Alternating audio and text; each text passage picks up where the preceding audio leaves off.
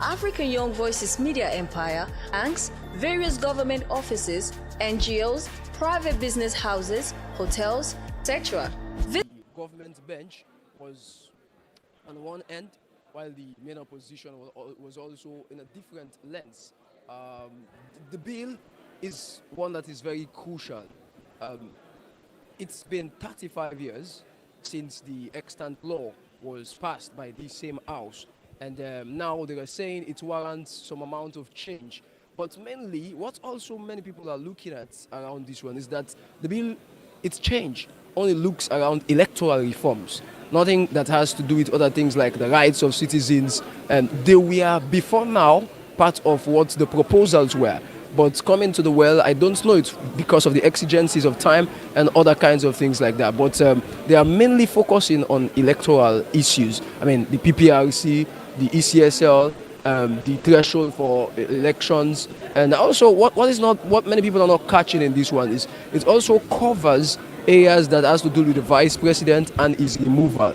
You could recall that sometimes back in the country we had an instance where the vice president was removed of office. I think the House is pushing forward to address such that now we don't just take out our vice presidents just like that. It should come to parliament. They state things like a vice president does not lose his seat because of misconduct or losing his party's his membership from the party and all of that. So it's a crucial one, and we are waiting a lot in the House this morning. We've had controversial and contending views from members of parliament from both sides of the House. I remember last week a member of parliament from the main opposition APC made a submission with regards independent candidates who are to contest in, say, presidential elections. I think one of the issues the member of parliament did raise is that it is not bad for Sierra Leone constitution to make provisions for independent candidate to contest in elections, but I think his position is that it will lead to issues of floodgates. Say a member of parliament is in party A, and per venture he's been denied the symbol. I mean, he's been denied the flag bearership of that party. That's one of the many reasons why you see many times people do rush to them forming, their own parties or them being independent candidates. So I think one of his proposition was that in a situation, in such circumstance, the person should not be a member of any party, before the time he or she is vying for that position or what have you. But I believe, as you rightly mentioned, the AG did made it very clear that this amendment is one that speaks directly to issues having to do with electoral reforms in Sierra Leone. Mind you mentioned earlier on that, yes, this law has been in existence for about 35 years. Remember, I believe many of those who be talking of this bill at this moment, many Sierra Leoneans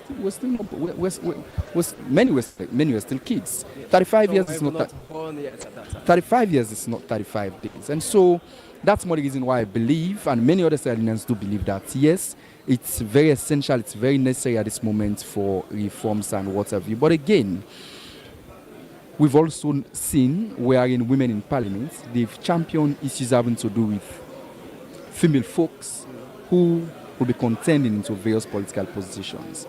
This bill makes explicitly clear that it re-echoes the 30% quota that is being designed for women who will show interest in politics. But again, I think presently in the House, we have a number of female who are parliamentarians.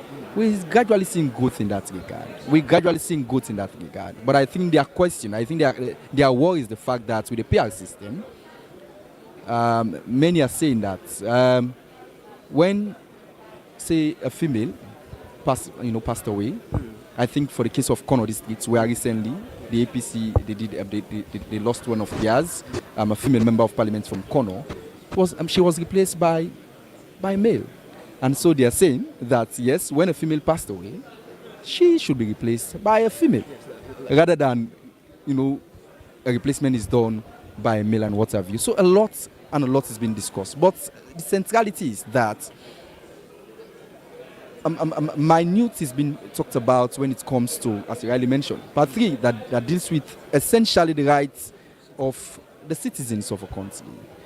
Nothing of such has been talked about. And one thing that is clear, I think, from Section 108 of the Constitution, it is clear that a majority of the sections or the provisions in this Constitutional Amendment Bill, these are provisions that speaks to they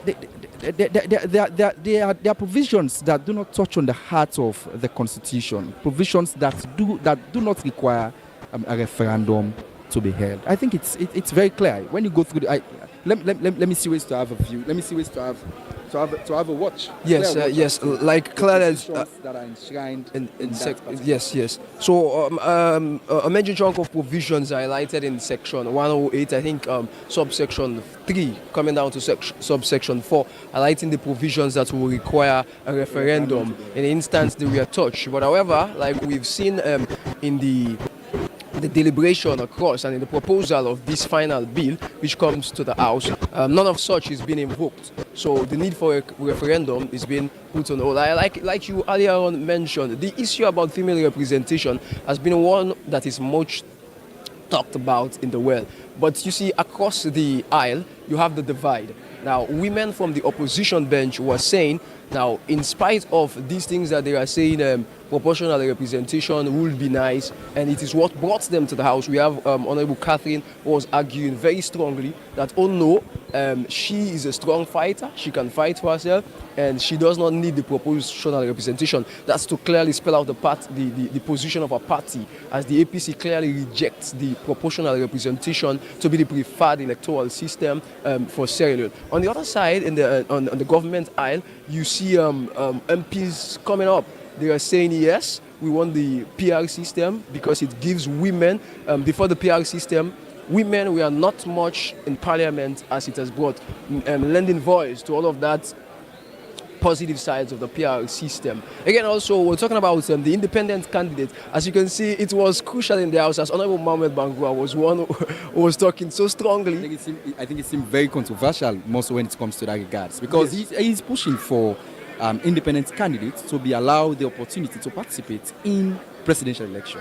Yes, so crucial. He was pushing for that again. Also with those having to do with MPs and independent candidates, he was also arguing that the threshold in terms of percentage should be brought down. A lot of them argued in the last election that we've not seen much of independent. There is no independent candidate in parliament. They said the threshold as at then was very high. So he was pushing that, okay, they should bring down the threshold so that we can have more independent candidates in the world of parliament. Again, also, like you earlier on mentioned, the deliberation in the House, the proposal mainly centers around elections and electoral matters. Again, we are seeing that the bill touches on a change of name for the ECSL, a change of name now for the PPRC, and all of that. Like many controversies surrounding it, but most crucially today is quite hot, Samuel. It's really quite hot. Today is very hot. The fact is, at this particular moment, the bill is being referred to the committee stage.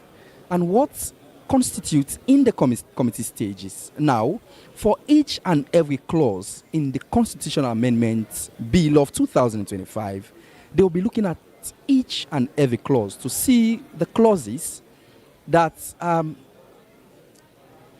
bears the greatest controversy or what have you. They will see clauses, they will look at the clauses generally and see the clauses that both eyes of the House will agree to and clauses that will not be agreed to. And however, after that stage, say, for instance, let's say citizenship, wherein members of parliament. But again, one thing that seemed very clear to me, even before we talk on the controversies with regards the provisions, the fact is, for the PR system, it is only limited to local council elections and parliamentary elections. This is not the case for presidential election. Now, for the ruling Sierra Leone People's Party, they're pushing for 50% plus one vote. Not 51%, but 50% plus one vote. Whereas the main opposition, APC, they are pushing for 55%. 55% of the votes, of total vote cast. But again, one thing that seems central is the fact that in this current parliament, unlike the previous parliament, it is only members from the ruling Silent People's Party and those from the APC party and the permanent chief members of parliament, they are the ones that are in this house. Save for the previous parliament, where you have members of parliament from other political parties, including the NGC, the C4C. I think, and we also have two independent candidates at that moment from Kailaun district. I think Honorable Quintin Salia and Honorable Shaka Samai. These were the two members of parliament. I think they are the two. Is there any other one? Lolo Tonge, yeah. Lolo Tonge. So these are the two members. These are the three members of parliament who came into this house, as them being independent candidates at that time. They vie, for the position, and they won the minds of the people through the vote.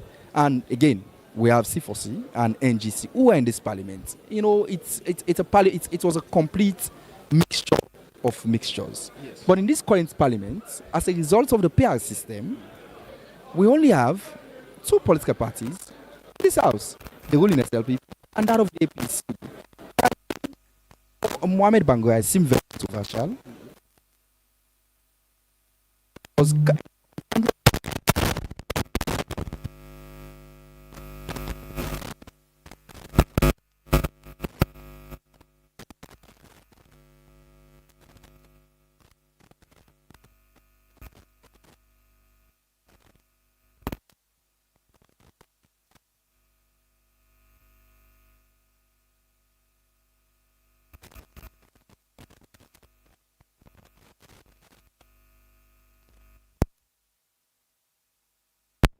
All of the provisions in the Constitutional Amendment Bill, the House will have to go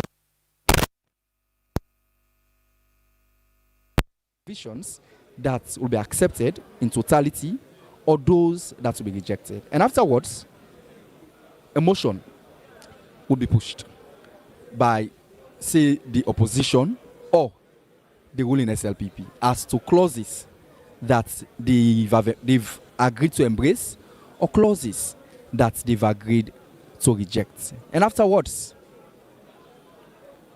they will either vote because it is provided for by the standing orders, or they will go by voting through voices, either the ayes and the nay, or voting via the ballot box. It could be secret ballots, because I remember the last time it was secret ballots. Today is actually a hot day in Parliament. It's actually a very hot day in Parliament. The fact is, they will be deciding on the fate of 88 million Sierra Leoneans as to the electoral system that should be followed in the upcoming 2028 elections, Tony. Yes, that is more the reason why some people are arguing that much more consultations should have been done with the grassroots. And a lot of arguments on the outside seems as though the grassroots were not much more consulted, but MPs and leaders are saying consultations had been duly made. Like you said, it's going to be hot today. Looking at my back, you can see at the chambers, like you earlier on mentioned, this house is set today for a possible election. It could be one of voices, like provided for in the standing order. It also could be one by head count, one by one, as they will be counting. Like you said again, when the house commences today, it will start from that of the committee stage. On the committee stage, like you said, is where we'll have to go through the bill page by page, clause by clause. We'll look at it, whether the T's are being crossed properly, whether the I's are being there in their right position. But in the House today, the major contention seems not to be around many things. It revolves around the issue of the Search and Nomination Committee, whether we should maintain the search and nomination committee or we should just clearly define consultation as in section 32 of the Constitution. You know, it has been a major challenge in this house. We've seen a lot of rancor around consultation. The opposition had always been saying they were not duly consulted in many instances. I could recall when Edmond Alpha was also appointed. Yes, there was a very huge hue and cry from the opposition that they were not consulted. And that's been the case. So this bill today is proposing for the Search and Nomination Committee as per the Unity Agreement. But however, from across the aisle, there are some MPs from the ruling bench who are saying that, well, the necessity of a Search and Nomination Committee will only come if there is no better explanation for consultation. But if we can redefine consultation and then get a very good description or benchmark of what consultation would look like, then it will be okay. Another area of concern today mainly will be, as you rightly pointed earlier on, that having to do with the proportional representation as the preferred electoral system. Now, for the government bench, they are saying that this should be the way, pointing to a lot of things that now elections, by-elections, will have not much cost, will have not much rancor, no fighting and all of that. But however, the opposition bench are saying a PR system has been used twice in this country, and it has only been used, the first time it was utilized was just after the war. Yes, it was as a result of the fact that the delimitation of boundaries were not as put together as well. And the second time is this past time when President Bio reinstituted it again. And their argument was mainly that you could only use such when we have problems with boundaries, but it cannot come when things are okay. Also, the 50% plus one is another technical argument in the House this morning. The proposal in the bill says that for presidential polls, there should not be that 55% again to declare a president as winner. Rather, it should be 50% plus one. Well, Honorable Daniel was clearly arguing concerning that the technicalities. What the clear explanation about whether the one there means 1% or whether does it just mean one person added and all of that. But they are clearly against it. The opposition are saying let's maintain the 55% and let's go with it like that. Are we expecting to have a constitution in Sierra Leone that will be very simple to understand? Because over time we've had situations and circumstances wherein we'll have to go to the Supreme Court, because when there is an issue surrounding the interpretation of the Constitution, the only house that has the power to interpret such provisions is the Supreme Court. It is provided for in the Constitution of Sierra Leone, Act No. 6 of 1991. But again, currently in Parliament, quite a lot is happening. In Parliament, because at the moment you see from the leadership of the main opposition, All People's Congress Party, you see majority of the seats are empty. A lot of consultations behind the scene. Are ongoing, and also you see from the visiting end of the main opposition APC. I say the main opposition APC because of course on the left hand side of the speaker, that's where you find the main opposition in the House of Parliament. And if you take a look at the background, you see many senior stakeholders within the main opposition APC are here this morning. Interestingly, I think Jagaban is here this morning, together with other flag bearer aspirants in the main opposition of People's Congress Party. Their chairman, Usman Fodi Ansani, is already here. He's already here. Last week he was also here. And he's been here, I think I saw him around 9 or so to speak. He's been around in the House of Parliament. And similarly, so from the ruling SLPP, you also see the chairman is here this morning. The chairman is here together with other supporters who are here to, of course, monitor the process and what have you. But the leadership, I believe they are currently ongoing some consultation, a lot of consultations, behind the scene consultations and what have you. This is the head of the leadership for the ruling Sierra Leone People's Party, Honorable Matthew Sa Numa, seemed very agitative as to his positions with regards their stance on the process as we speak. And you see the chairman of the The ruling Silent People's Party, he's here this morning, also been here very early. I think it's very pertinent about time. And also the chairman for all political parties association is also here this morning.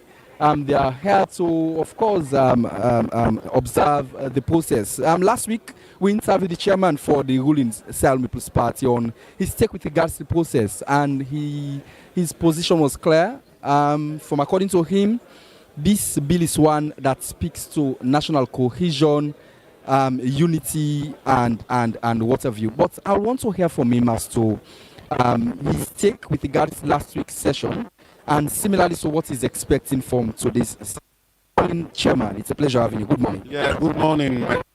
How are you? You were here last week, and I suppose you followed all throughout on the session. Last week's session, I mean the debate and what have you. What's your key take home from last week's engagement, and what's your expectation from today? Last week, you spoke about national cohesion, peace, and unity as one of the things you're expecting from the conversation and what have you. So, what's your take on last week, and what you're expecting from today? Well, you can see, observing from the last session, saw both eyes the way they present. We had many problems. They would throw their point, and my people would throw their point, and you saw the debate was very peaceful. So today we are expecting all of them to come together as Sierra Leoneans so that they can scrutinize this document page by page and come out with something that is very good for this country. I told you the last time, we want national cohesion, and that's the constitution that we have presented.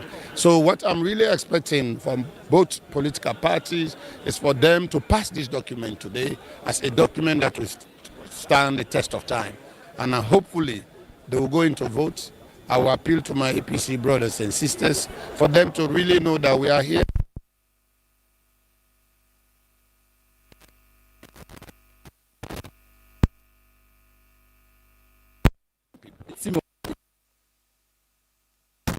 Yes, indeed. For them it's Owai, Osai. You understand? But for us, it's one country, one people. They as APC members, they are in Sierra Leone. That's why we say one country. And being Sierra Leonean, we are one people.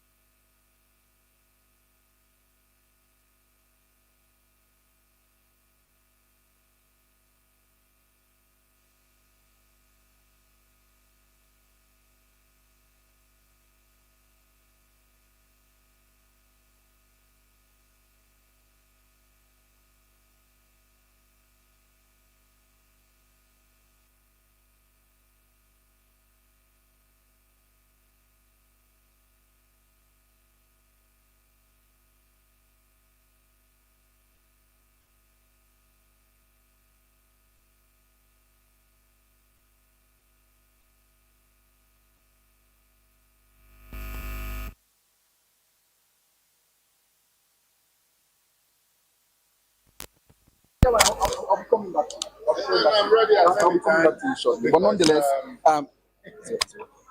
nonetheless, of course, I think you've heard from members, you've heard from the chairman of the ruling Silent People's Party, and also the head for all political parties association APA. But as I did mention earlier on, Tony, so I think a lot of consultation is ongoing in the background. That's more the reason why I believe the leadership sits from both political eye, from the speaker's right hand end that constitutes members from the Silent People's Party, and from his left, where the members from the main opposition sit.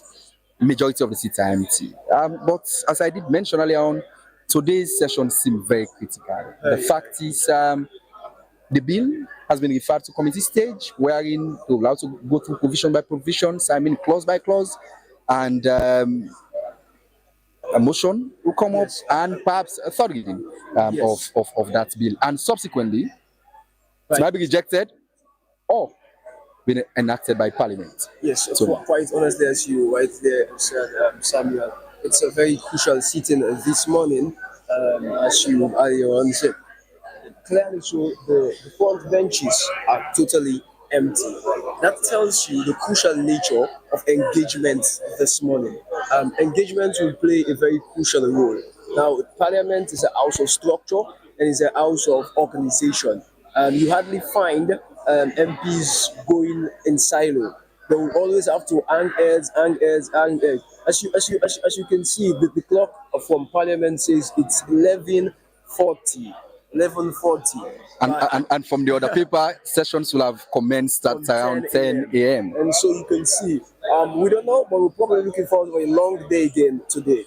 We don't know, like one of the MPs alluded also, Honorable Tawa in his last debate pointed out a lot will happen today, and the citizenry is looking forward to a lot happening today. Like you pointed, we see again from the left hand of the speaker, it is full.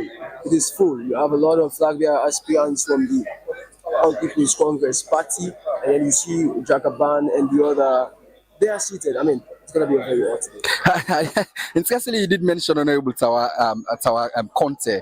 I remember last week. I overheard him saying that he knows and understands the tactics of the APC with regards what will be their position, when it comes to voting and what have you. He did mention that I think he was proposing, or peradventure he was preempting that the APC will have to leave the parliament, as that's their normal ways of doing things.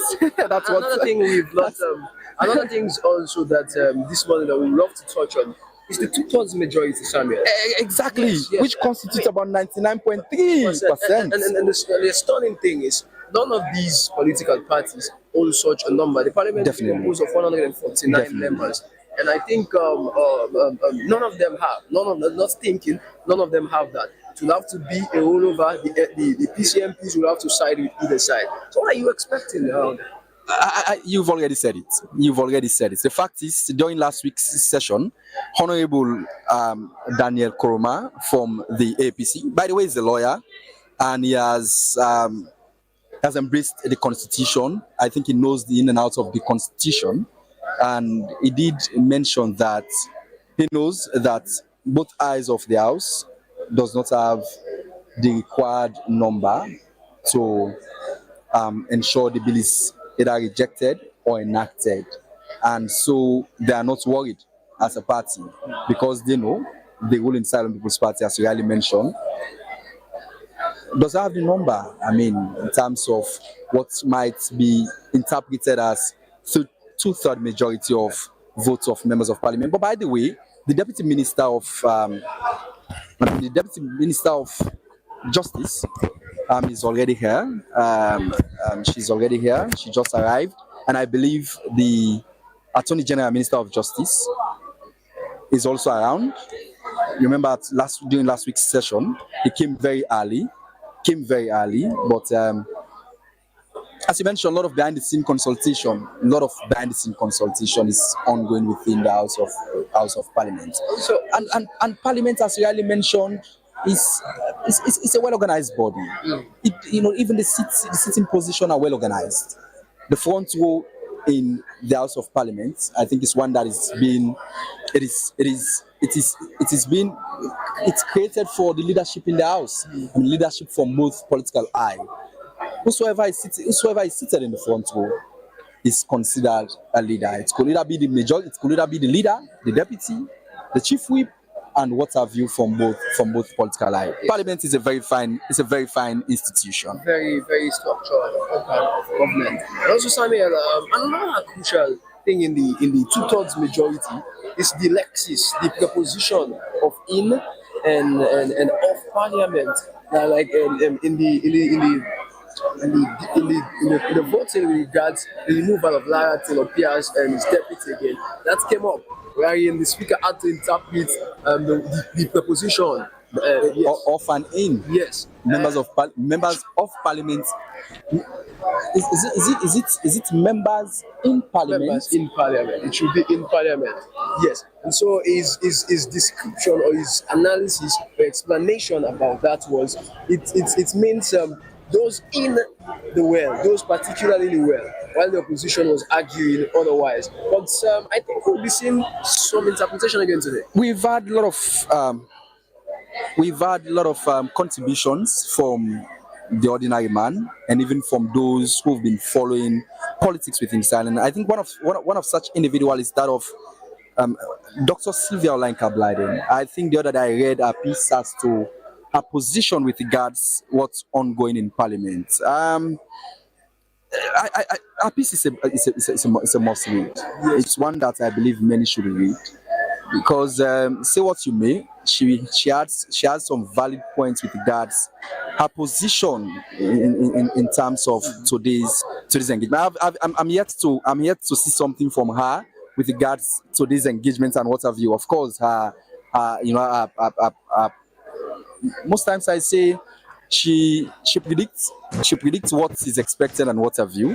She's a very fine writer, I must say, because I'm one of her fan in terms of her write-up and what have you. I'm one of her fan, and one thing I like about her is she's most time firm on saying as an LLM candidate in constitutional and administrative law. Again, like you mentioned, even in the last sitting, we saw a lot of scholars again in the world of Parliament. We saw the likes of Dr. Emmanuel, Safa Abdullah, and others were around. Again, we'll also remind viewers that the last sitting did not end until 1:45 a.m.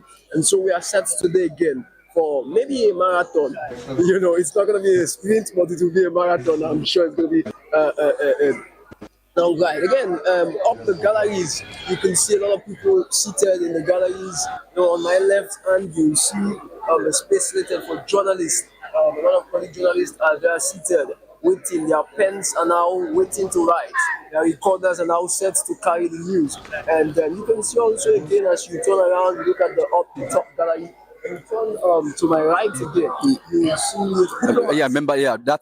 That's a space that is designated for diplomats, and these are the ordinary man. I remember at some point I did ask that we see ways to get the views of the ordinary side and as to what's happening here. But I tell you, Tony, many are not aware of what's happening in Sahel. You see, particularly today. Last week, after the session, I had a conversation with, a friend of mine who is within ages 25 to 35, and he was that, where were you? I said I was in Parliament. So what thing that happened there?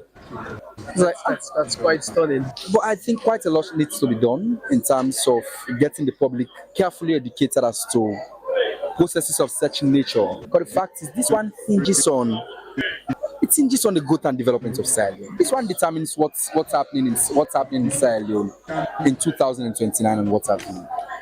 Election is not everything, but trust me, electing the leaders that will lead this nation cannot be disconnected to the development of the country. Like you rightly said, a lot of people need to be aware of what's going on. I mean, it's a very crucial era. I mean, the social media is there, and a lot. It's all about the divide. There are a lot of people also aware by virtue of the broadcast of TV stations like AYV and other. Interestingly, someone on our page is just saying he's watching all the way from Cambia district. It tells you the impact of digital televising and what have you. Now the online space is becoming extremely interesting, and that's more the reason why AYV has the need to ensure that we broadcast on various platforms, on our YouTube page, on our Facebook page, on DSTV channel 33, on DSTV channel 399, and on our local channel 33, and also channel 34. But again, we're still here at the Chambers of Parliament, wherein we're monitoring to this session. I was just going through the other paper into this session, and as already mentioned, session were to start around 10 a.m., but it's closely getting to 12, and a lot of behind-the-scene consultation sessions are to commence. But from the other paper, it is very clear that it has prayer on it, records of votes and proceedings for Thursday, 31st. And interestingly, we'll be having 2 records of votes and proceedings being again today, because the speaker in the last sitting, because of the exigency of time, would not allow the other votes and proceedings to be here. So today we'll be having 2 votes and proceedings. That the one having to do with the last constitutional amendment sitting, and then the one having to do with the appropriation, supplementary appropriation act, which was passed again by the Senate. Isn't it interesting that the supplementary act was passed last week, and today again we're here again in the well of Parliament? Exactly the case, Tony Sawyer. Exactly the case. Quite exciting over that end. Quite exacting over that end. I think some female members of Parliament are getting themselves entertained from that. Yeah, putting themselves in the mood. Just last week we noticed at some point in time you had a lot of behind the scenes songs from members of Parliament as to the process and what have you. So wonderful scene last week. Honorable Tawa was up to debate. They were taking the crowd, and there were a lot of singing and a lot of things going on around. Also, Sammy, I want to draw your attention to the things that people are looking at in the deliberation today. There is a provision which also is saying that once we have a candidate in this proposal who is contending for presidential pool or so, if that person is facing a criminal charge in which the state is a party, that charge should be put on hold until after the election again before it should be resurrected. I think this is one of the many things that members from the public seem extremely vociferous about. The fact is, I was in one garden wherein I had people saying we are gradually making rooms for people who are considered criminals. It is the opinion of many people that we seem to be creating rooms for politicians rather than creating provisions for creating provisions that should benefit the ordinary man rather than creating provisions that will benefit merely politicians. Because it has several interpretations. The fact is, I believe the Attorney General and Minister of Justice is a very smart personality. I tell you personally, as a person, I admire his courage and determination in getting things done.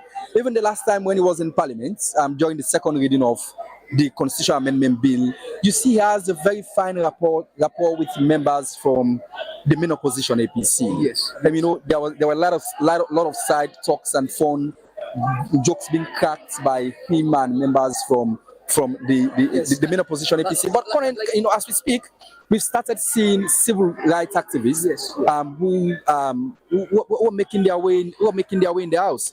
One of such is that of Abdul Fatoma, someone who seemed also extremely vociferous on issues having to do with the growth and progress of Sierra Leone. Many times we've seen him championing issues having to do with Parliament operations and activities. Yes. We've also seen him championing issues having to do with the judiciary. Yes. He was also calling for the welfare of members within the judiciary to be upped, Tony Sawyer. Like you mentioned, they are crucial in governance.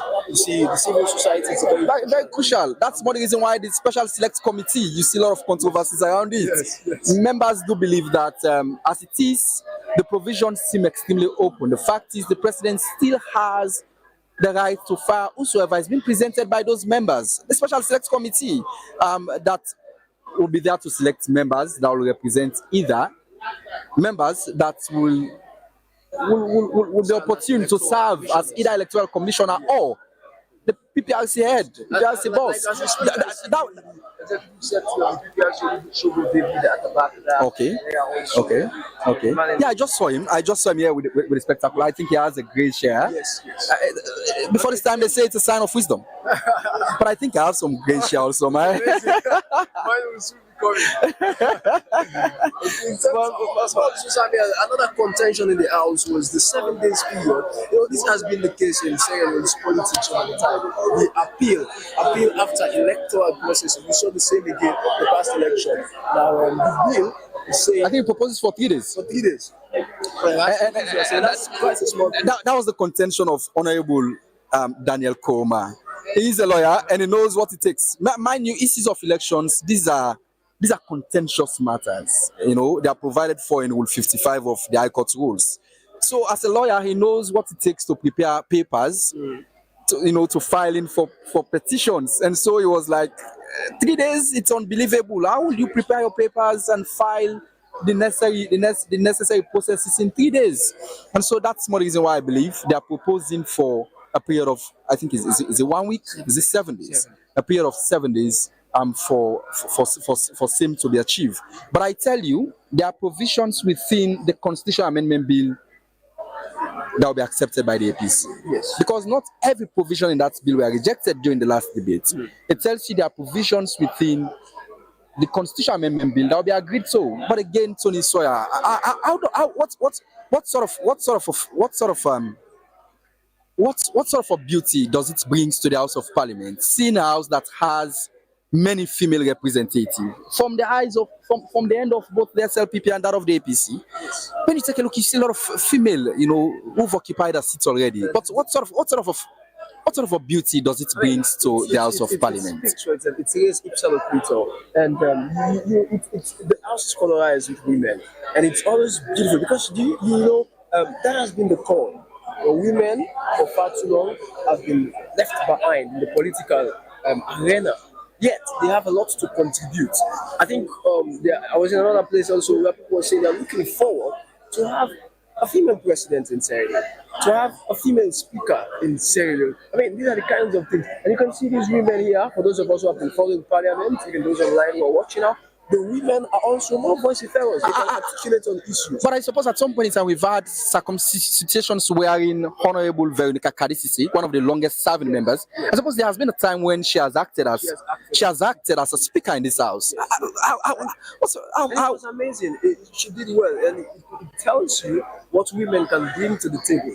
And she was able to organize the house because normally Parliament is not an easy place to handle like that. Because it's a place, even though there is national interest, but you have political parties who are pushing their political interest and all that kind of thing. And so you see somebody controlling the house, putting the house, and she did that well. And it was quite amazing, and the house was very much in order. The question many people have been asking is whether Sierra Leone is ripe for female leadership. I remember even when members of parliament, I think from the APC or the SLPP, I don't quite, it's not quite clear.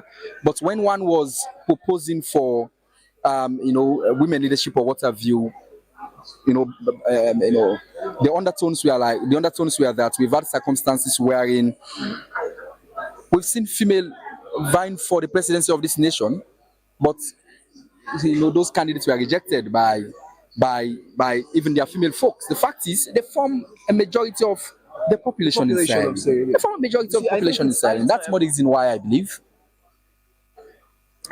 it's high time they are provided with,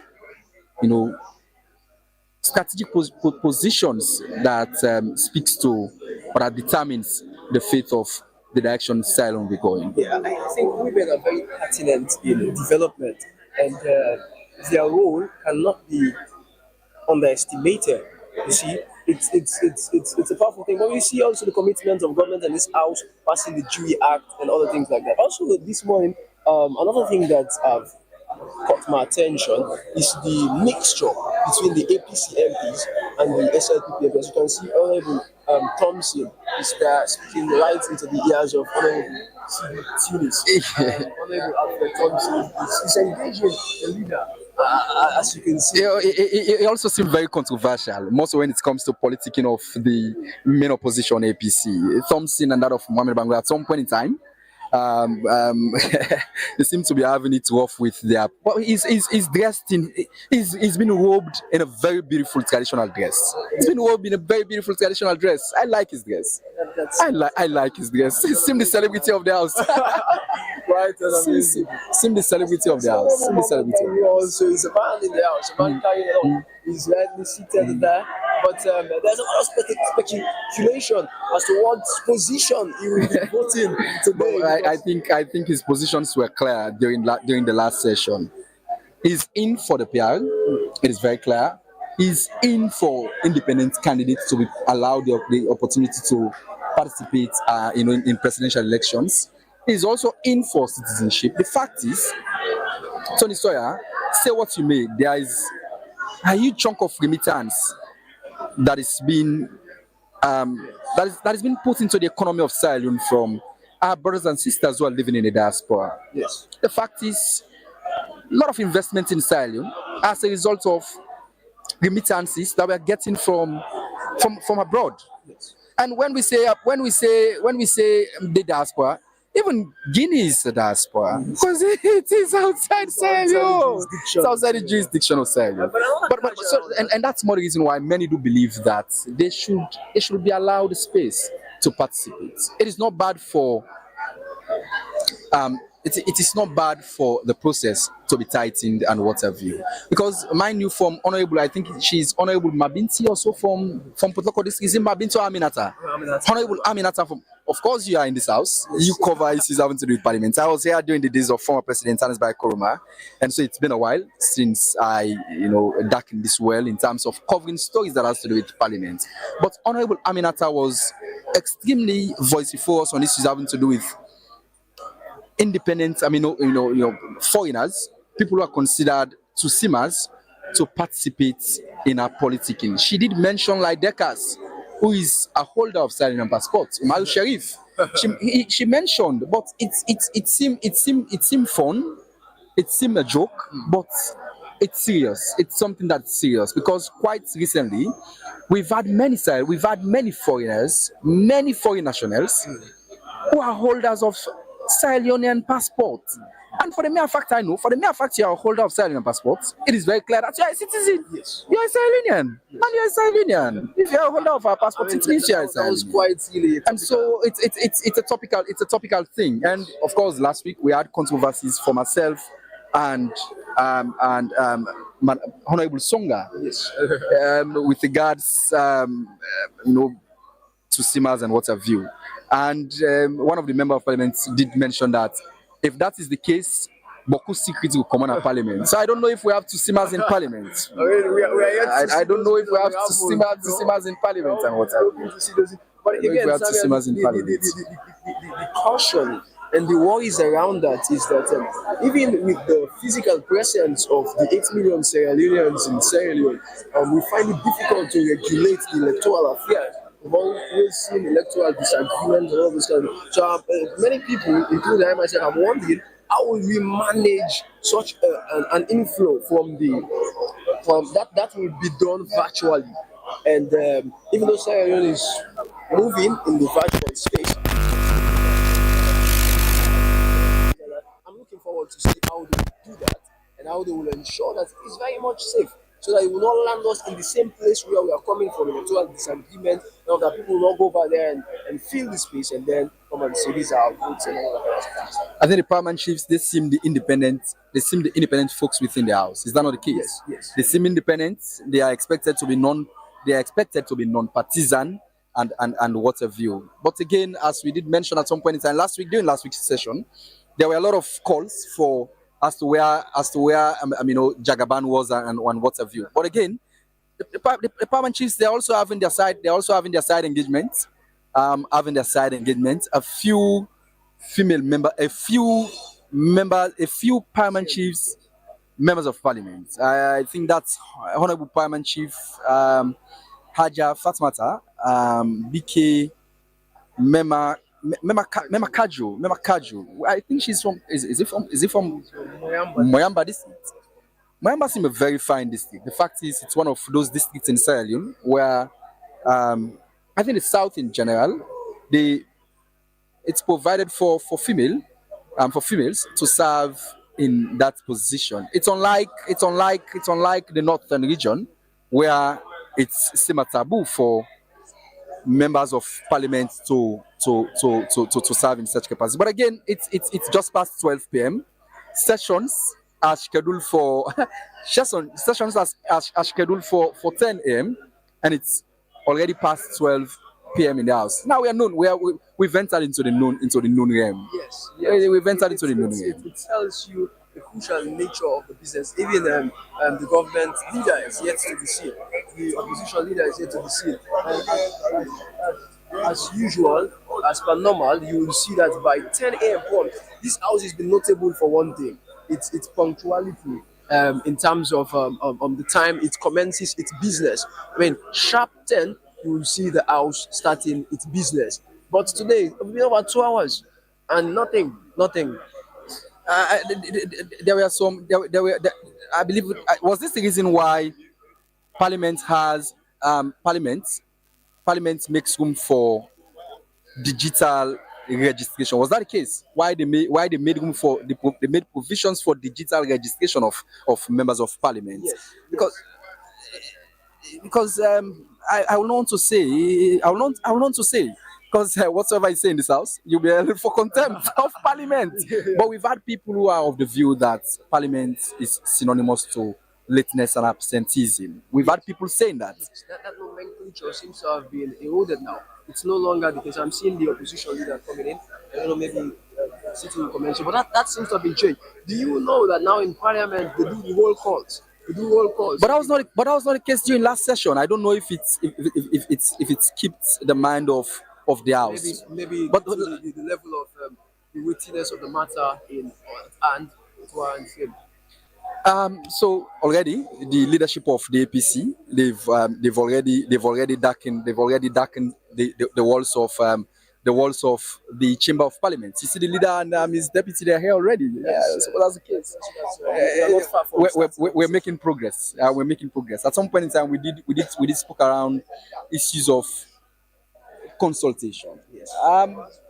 But I think silence seems to be grappling with a clear definition of what constitutes consultation. But at some point in time, we heard from the leadership of the ruling Silent People's Party, and the time we see ways to hear from the leadership of the main opposition, All People's Congress. But again, last week, as I did mention, many people were asking for Jagaban. It seemed a very popular silent as we speak. Yes. And I think today he made his way in the house. He seemed well dressed as always, looking very calm, looking in his normal attire. Seemed extremely spiritual. Last week people referred to one of the honorable members of deputy leader of the main opposition as spirits man, the spirits man of the spirits. Quite an interesting moment. Quite an interesting moment. I think it's a sincere. Yes. But he made clarifications as to what he was about to say. He said, "I am a man of the spirit and not a spirit man." Parliament seemed quite an interesting place. It seemed quite an interesting place. I mean, all the more reason why I think even those who are voting should not embrace a sense of fighting and discord. Because when it comes to Parliament, you see MPs, they are not in rancors, even though they have a different views and opinions about things, but yet they see ways to be peaceful, they see ways to be together. You will see the opposition leader saying, "I want people, one country." And you will see the majority leader saying, "Oh, So that's to tell you that people out there should not be fighting. I tell people this most times that for some of us, the only country we have is Sierra Leone. And if you see the manner at which members of Parliament, you see the connections they share, you see the mixture that is being demonstrated by them. I tell you, you have no reason to fight over politics in the country. Because Sierra Leone is the only country we have. Sierra Leone is the only country we have. And some of us, we are a single passport holder. You're not We are not to see as we are single passport holder, but it's not bad to see because the fact is, many people are moving abroad for greener pasture. We know things are hard. It's not secret that things are hard, and so it's not secret that things are hard. It's not a bad thing. Come on, I am not against it. It's not a bad thing because if not Tony, if not me, perhaps the next man has his or her relatives abroad that is supporting him or her. to make the required progress. And we need their support. We need their support.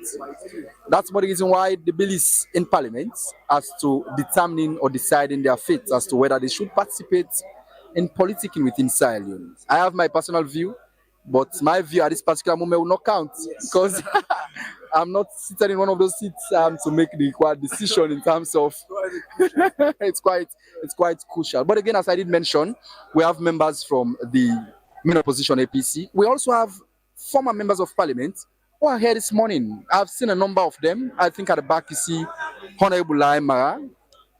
Is it Lai Mara, right? Lai Mara from Kwanadugu district. Kwanadugu district. Honorable Lai Mara is seated at the back. We've also seen Honorable Kalon, Amara Kalon, who is also a former member of parliament from the okay. I think you know them. You know them. You know most of them, and so they're here. But as we did mention at some point in time, you see a very fine mix. A member of parliament from the main opposition is having a very fine mix, a very fine blend with members from the end of the Silent People's Party. You see the executive of the Silent People's Party, a number of them are here.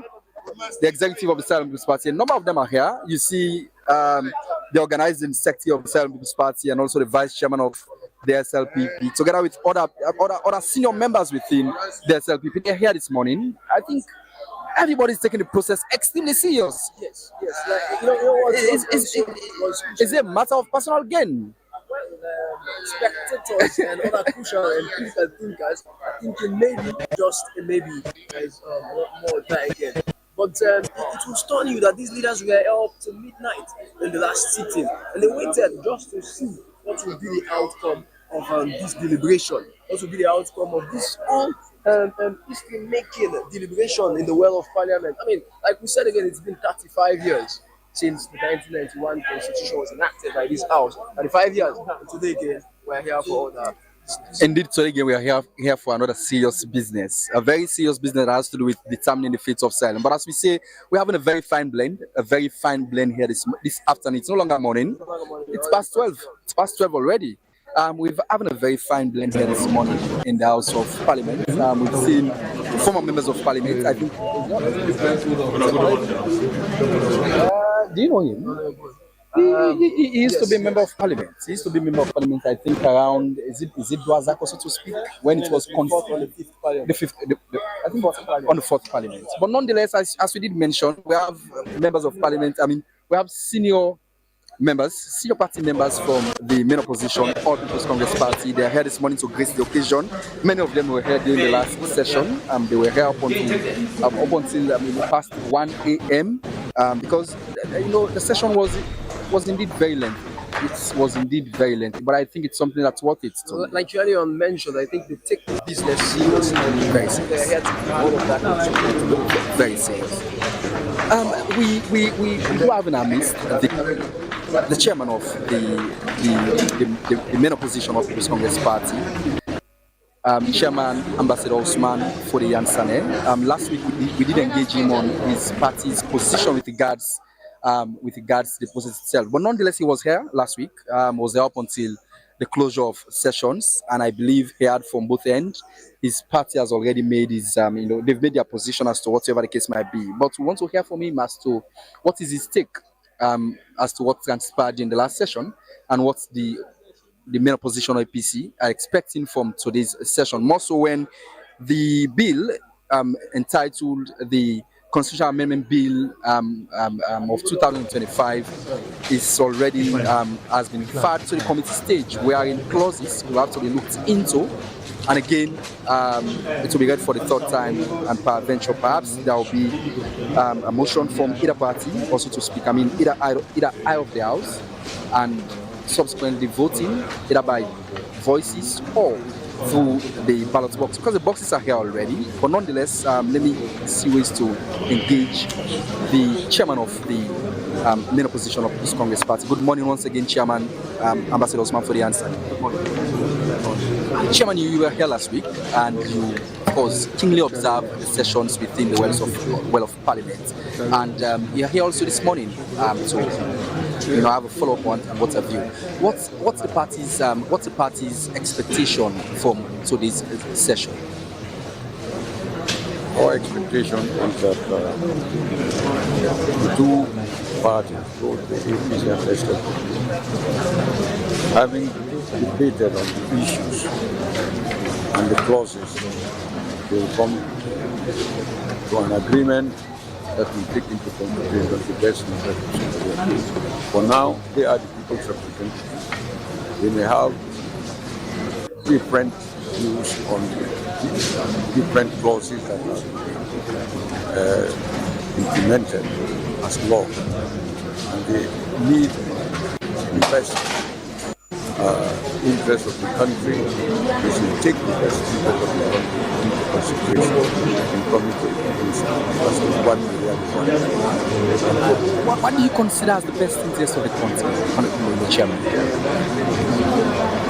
What will not bring what will push us ahead in the governance architecture of the country. The APC believes that nothing is broken and therefore there is nothing to fix. Is that so the case? Well, in some cases, nothing is broken. And so if nothing is broken, leave it intact. So the APC still believes the PR system is not good for this country? That the APC still believes the PR system is not good for Sahel? it's not good for Sahel. As far as the APC is concerned, both the PR system and the first past disposed are embedded in Section 38 of the Constitution. They are both there. And when circumstances demand, you use the PR. When other circumstance comes up, you use the first past disposed. So what does the APC believe at this particular moment? Pardon? So what does the APC believe at this particular moment? At this particular moment, the leadership of the APC in Parliament will articulate the party's position. Thank you so very much. Thank you so very much. As I did mention earlier on, I'm a Sahel Union, but taking into cognizance what's currently happening, I'm not a member of Parliament, and therefore my voice or my votes will not be counted. I don't have an opportunity to get my voice or my votes to be counted, in the House and what have you. But nonetheless, quite a lot seems to be happening here. The chairman believes whatsoever seems the case is in the hands of members from the leadership of members from the main opposition APC in Parliament. So Sawyer, the Parliament seems to be getting intense as we speak, because we've seen a lot of helter-skelter from members of Parliament moving from one place to another. We've seen at some point in time, I think I saw members from within the leadership of the SLPP in Parliament. I think I saw one of them came in just now and has rushed out again. There seemed to be a lot of movement here this morning. A lot of exodus in the Parliament. They say the real work is done in the backseat. So I think should that be the case for this one? It shouldn't be the case, but what I'm seeing is negotiation, consultation, discussions in the back scene before like we earlier mentioned, the house is a house of structure. You hardly see a lot of people going away from their party's position.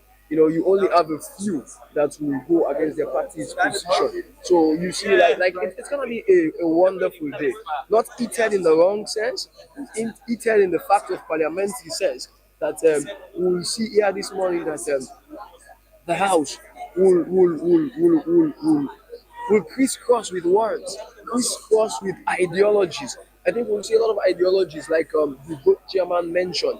Now both parties are having a stance in the bill. Both parties are having their own position with regard to certain provisions in the bill. So we will see a lot. Like we hope to see this majority leader, deputy majority leader, Honorable Ibrahim Tawa, Honorable Simon Sinamina, and the chief whip that are yet to appear in the way. Like you said, we come in and the crowd, we just come in and the crowd shortly. Again, so viewers would like to point out that diplomatic seat is also gradually getting filled, and gradually diplomats are settling in to witness all this story. So you remember that most of the the deliberation centers around the unity agreement, which was centered, Absolutely, absolutely. which was majorly steered by international moral guarantors who are at the center of things. The tripartite committee was made up of them too. You see, they are crucial in this business. Again, well, it's jam-packed, Samia. This tells how serious the business of the house is too.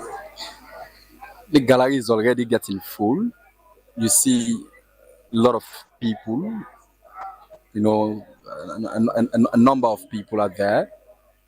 You see the gallery is gradually getting full, gradually getting jam-packed by well-wishers and what have you. But again, I think that's our constituency, the press. It tells you how parliament is being designed.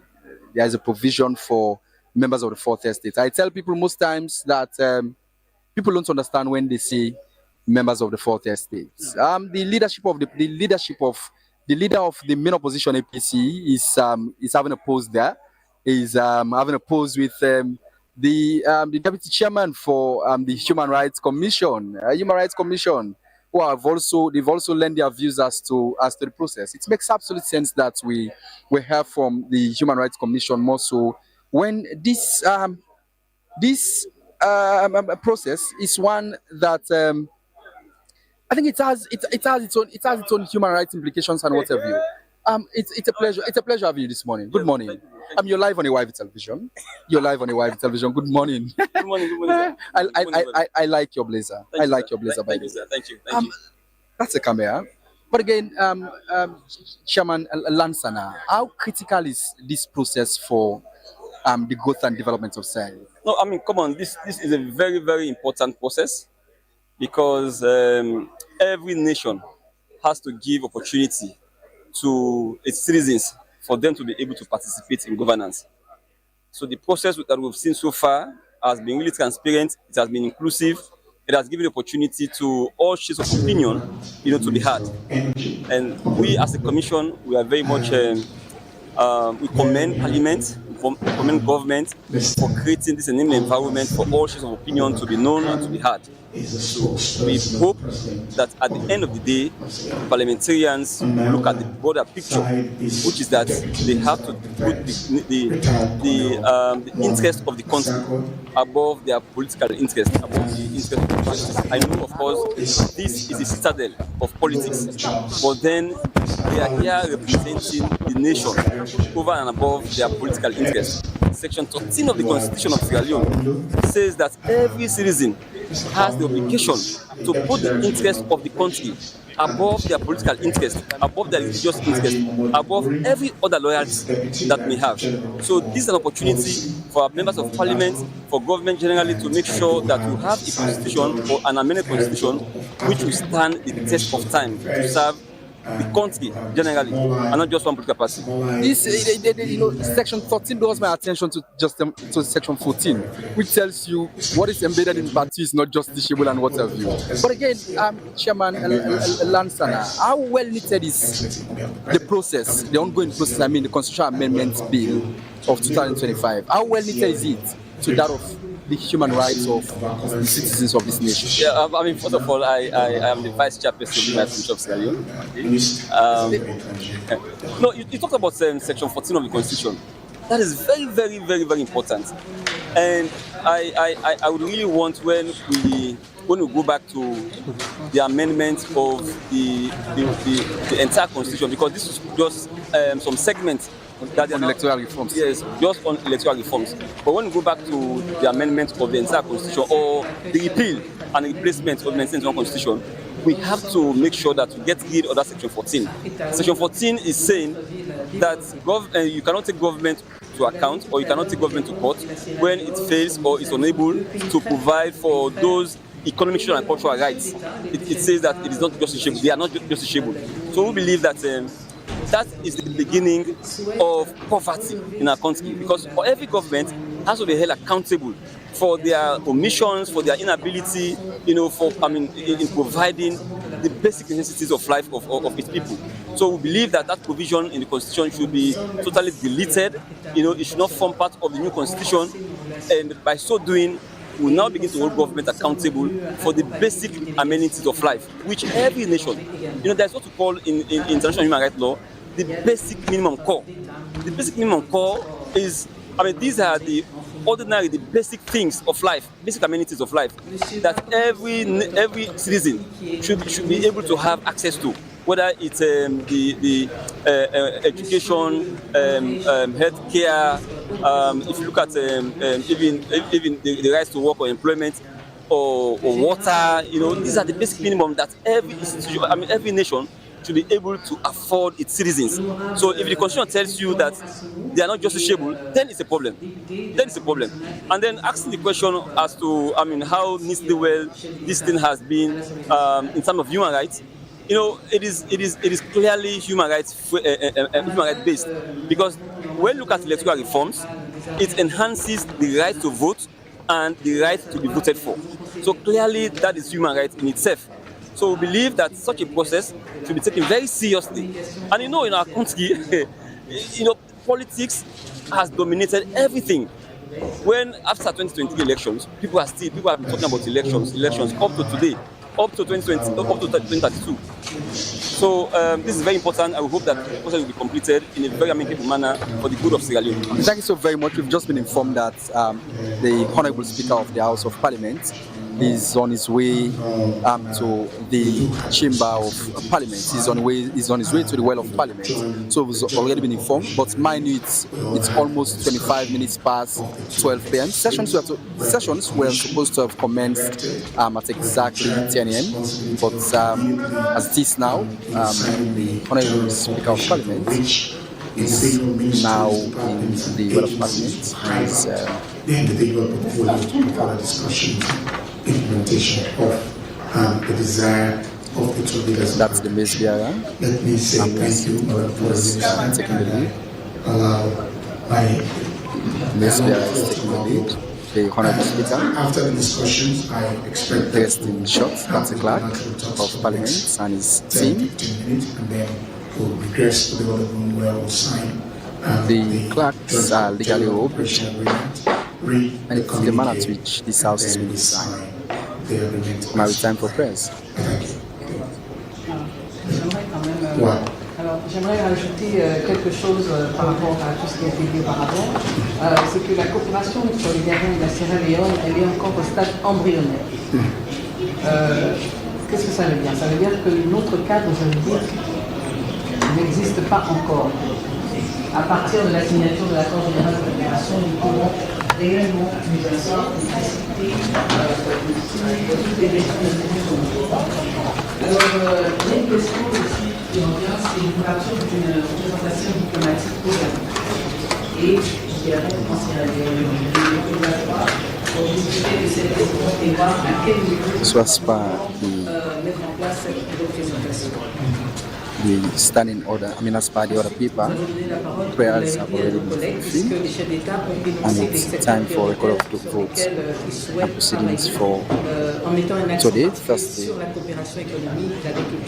today Monday, 3rd day in the month of August 2026. Afterwards, an announcement will be made by the Speaker, which will make room for the rest of the proceedings.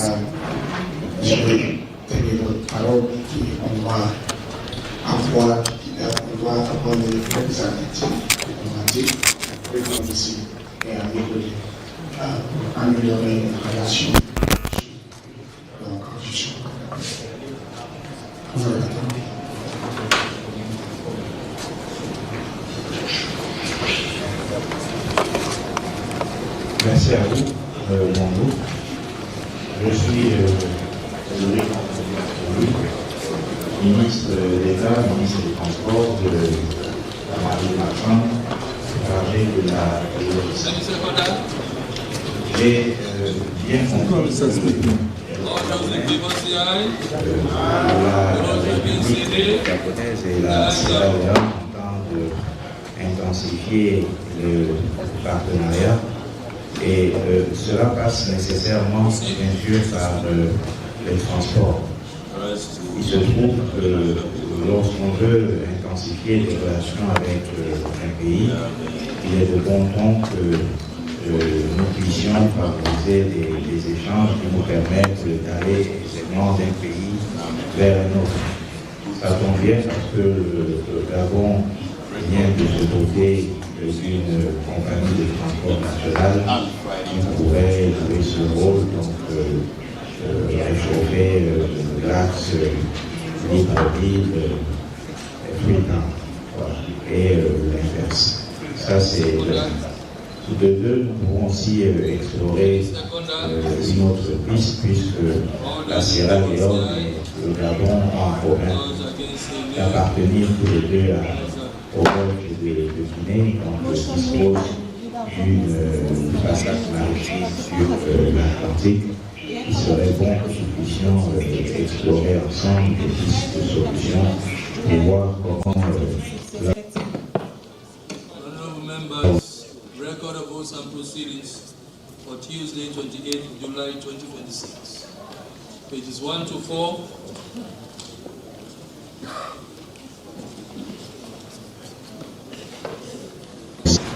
Thank you very much.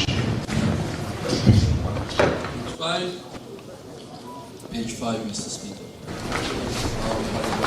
On the category of suspension of standing order SO52. We have, it's for consistency's sake, we have Honorable Alaji Dixon M. Rogers from Pujong District, and in the case of Honorable Habib Kefa Faba, we left out the district. And this is a very important vote of proceeding. Yes, Mr. Clark, take note. Mr. Clark, take note. Noted, sir. Page 5, page 6.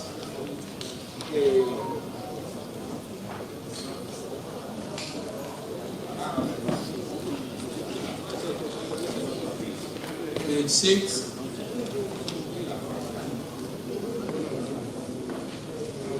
Page 7.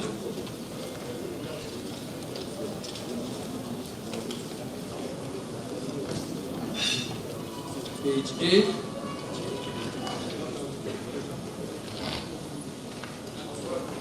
Page 9.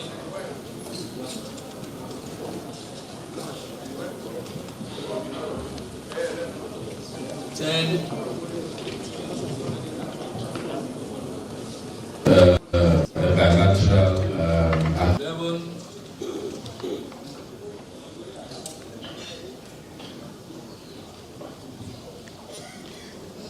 12.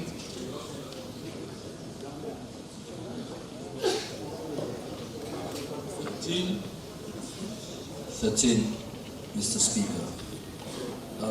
Again, I base this Now, coming to the land, we will, no, before coming to the land transportation, we have our port.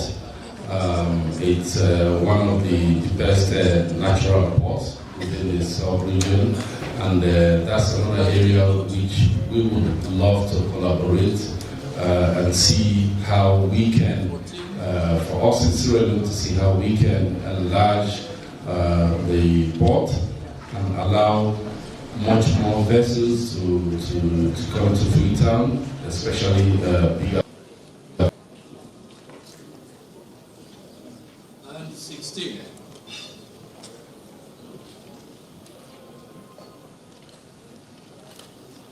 Honorable members, record of votes and proceedings for Friday, 31st July 2026. Pages 1 to 4.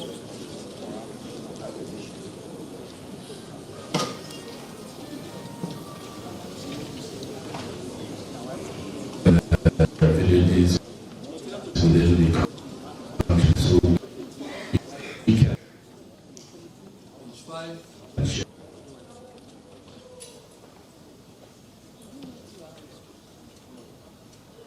Page 6.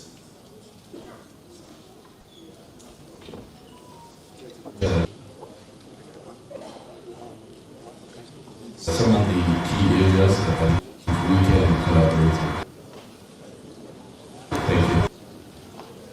8.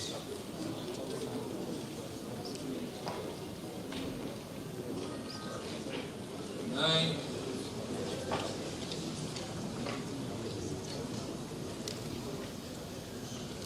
10. Orange seasons Sierra Leone enjoys close to 8 months of rainfall, which makes our country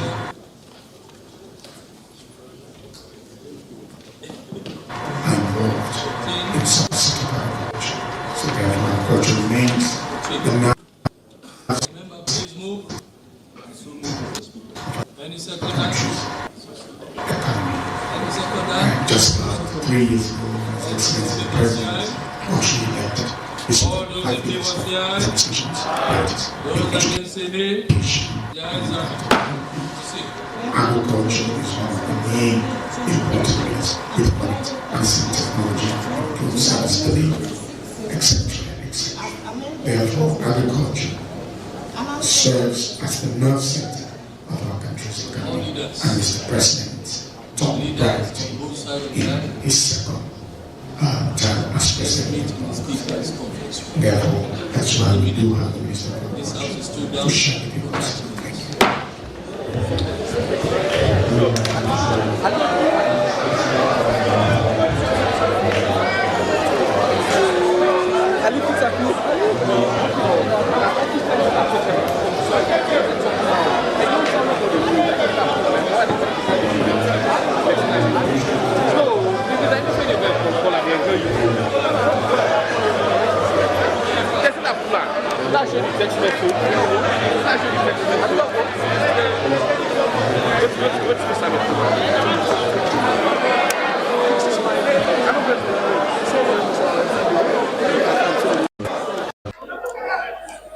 All right, we are still here at the Parliament. We are still here at the Chamber of Parliament, wherein we are monitoring the sessions here in Parliament. But the House has been stood down by the Speaker of Parliament, and he has requested on the leadership from both the ruling SLPP and that of the main opposition to meet him at the Speaker's conference room. So, Mr. Sawyer, you've been following parliamentary session. Is this something strange? Well, it's not strange to parliamentary procedures. More so, this come up when we have something that is very, very strong on the other paper, something which the Speaker foresees that will bring about a lot of rancor in the House. So he calls the leadership from both sides of the aisle to go to his conference room so that they can discuss. Many times when you go into that room, when they come out, it will be something different. I could recall at other points there has been an agreement where the opposition leader went out. He made so much salient point, and it was so they are going to banter strongly against each other. Once they get to the conference room, the atmosphere change. So we are wondering what will come out of this. I'm also wondering as to what will come out of that room. But the fact remains from the public's eyes. I believe this is something they will consider unprecedented. It's something they will consider strange. Just like myself, the fact is, I've not been in Parliament for quite a while.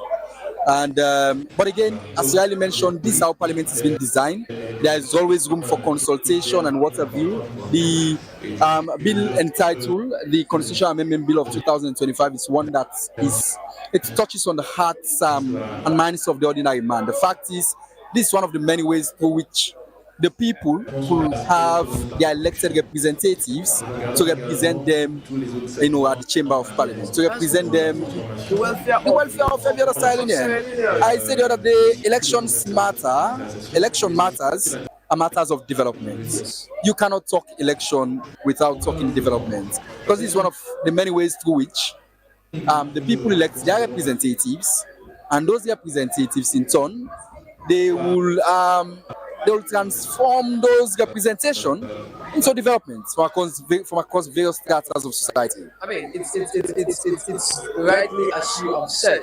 Another thing which caught the attention, or which catches my attention most at this time, is that normally the Speaker will stand the House out for 10 or 15 minutes. But this is 30 minutes. It means that there's going to be a huge talk at the back scene. There's going to be a very huge deliberation at the back scene. You see, like elections matters, and matters of great seriousness. It has to do with the welfare of even the MPs, because this is the legal document that dictates how MPs are chosen, legal document that dictates how the presidents are chosen, and all of these kinds of things.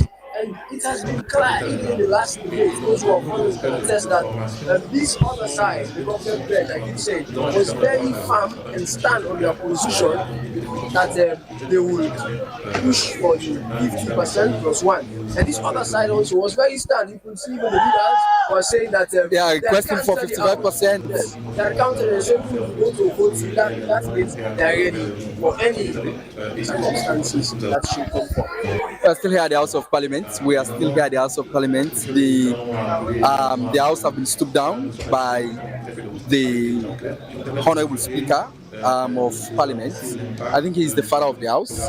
Is the father of the House, and he has requested on the leadership from both the SLP and that of the APC, to meet him at the Speaker's conference room. I think it's something that will be done in camera. It will be done in camera, and it's only for the selected members. Already, we've also noticed that the seats of the leadership from the main opposition is now empty, and that of the ruling SLP, their seats are now empty. Their seats are empty as a result of the request that has been. Is it a command? As a result of the command, they've been mandamus. As a result of the mandamus they've gotten from the speaker. He has commanded them. He has commanded them. He has the authority. And also, we've just seen the chairman of the Electoral Commission for Sierra Leone is already in the house. Edmond Alpha. At some point in time, we know that his appointment is one that it comes with it's a lot of controversies. The fact is, he was appointed just after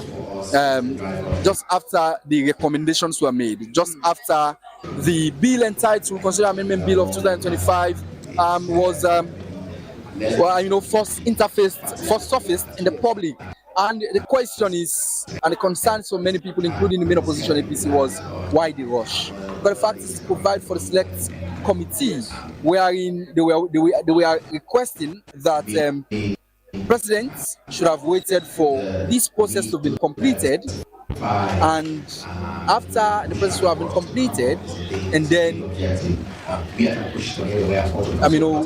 a commissioner for the CSL will have been selected by that committee. And it was so serious that the opposition had to leave parliament. Yeah, sure.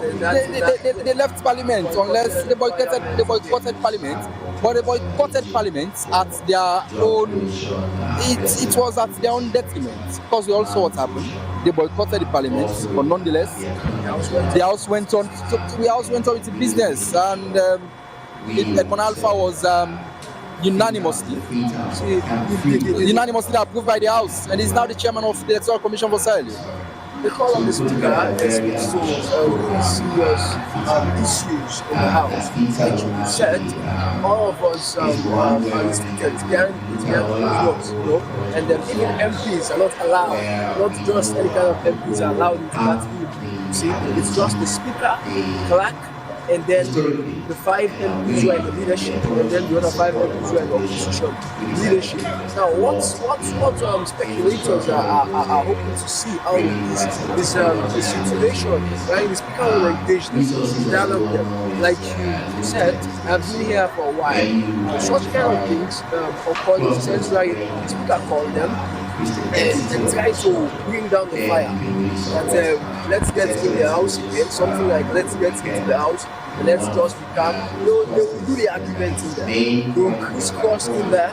They will show who agree with really shouting and increasing that there, but the speaker aims to get them to a position wherein the house is now. This is one thing that has been spotted many times under this speaker. Under Speaker Bull, it was not seen so much, but this speaker has tried so much to always handle things before they come out in that kind of a fire that is uncontrolled. So which is why you hardly see a lot of rancor in the house. But I think in this one, I'm just thinking that it doesn't stop with parliamentarians, which is why many people are leaving the fact that this also constitutes political interest. I mean, the leadership of these various parties are looking also to see what their members will be doing. So today, they are not only going to listen to the speaker, but their ears are one ear with the speaker and another ear with their leadership, who is looking at what they do. Mind you, as the political scene looks,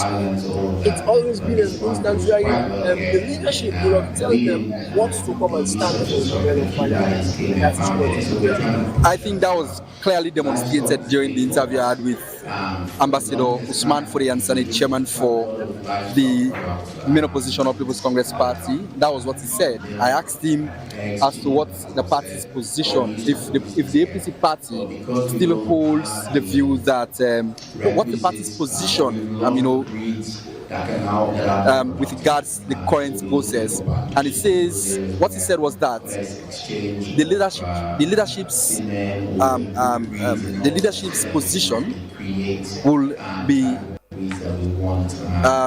translated to their leadership in parliament. They've made their position, and that position will be, of course, will. You know that the MPs are the ones mostly involved in governance. You know, that's just the leadership. So anything they want to communicate, they communicate it to the parliamentarians. Absolutely, yes, absolutely. Who are in governance. Absolutely. Now they represent the ideology of the party, and they push forward. So I think so. That's the problem. That's one of the problems that I believe the public seem not happy with. The fact is, the members of parliament, they are elected by the people. Mind you, executive members from both the SLPP and the APC, they do not constitute the number to get their members elected. These members in this house are elected by they are elected by the people, the ordinary Sierra who goes up and down, with his own business. But again, when it comes to having their positions heard in the house or whatsoever the case might be, their position is always the position of their party.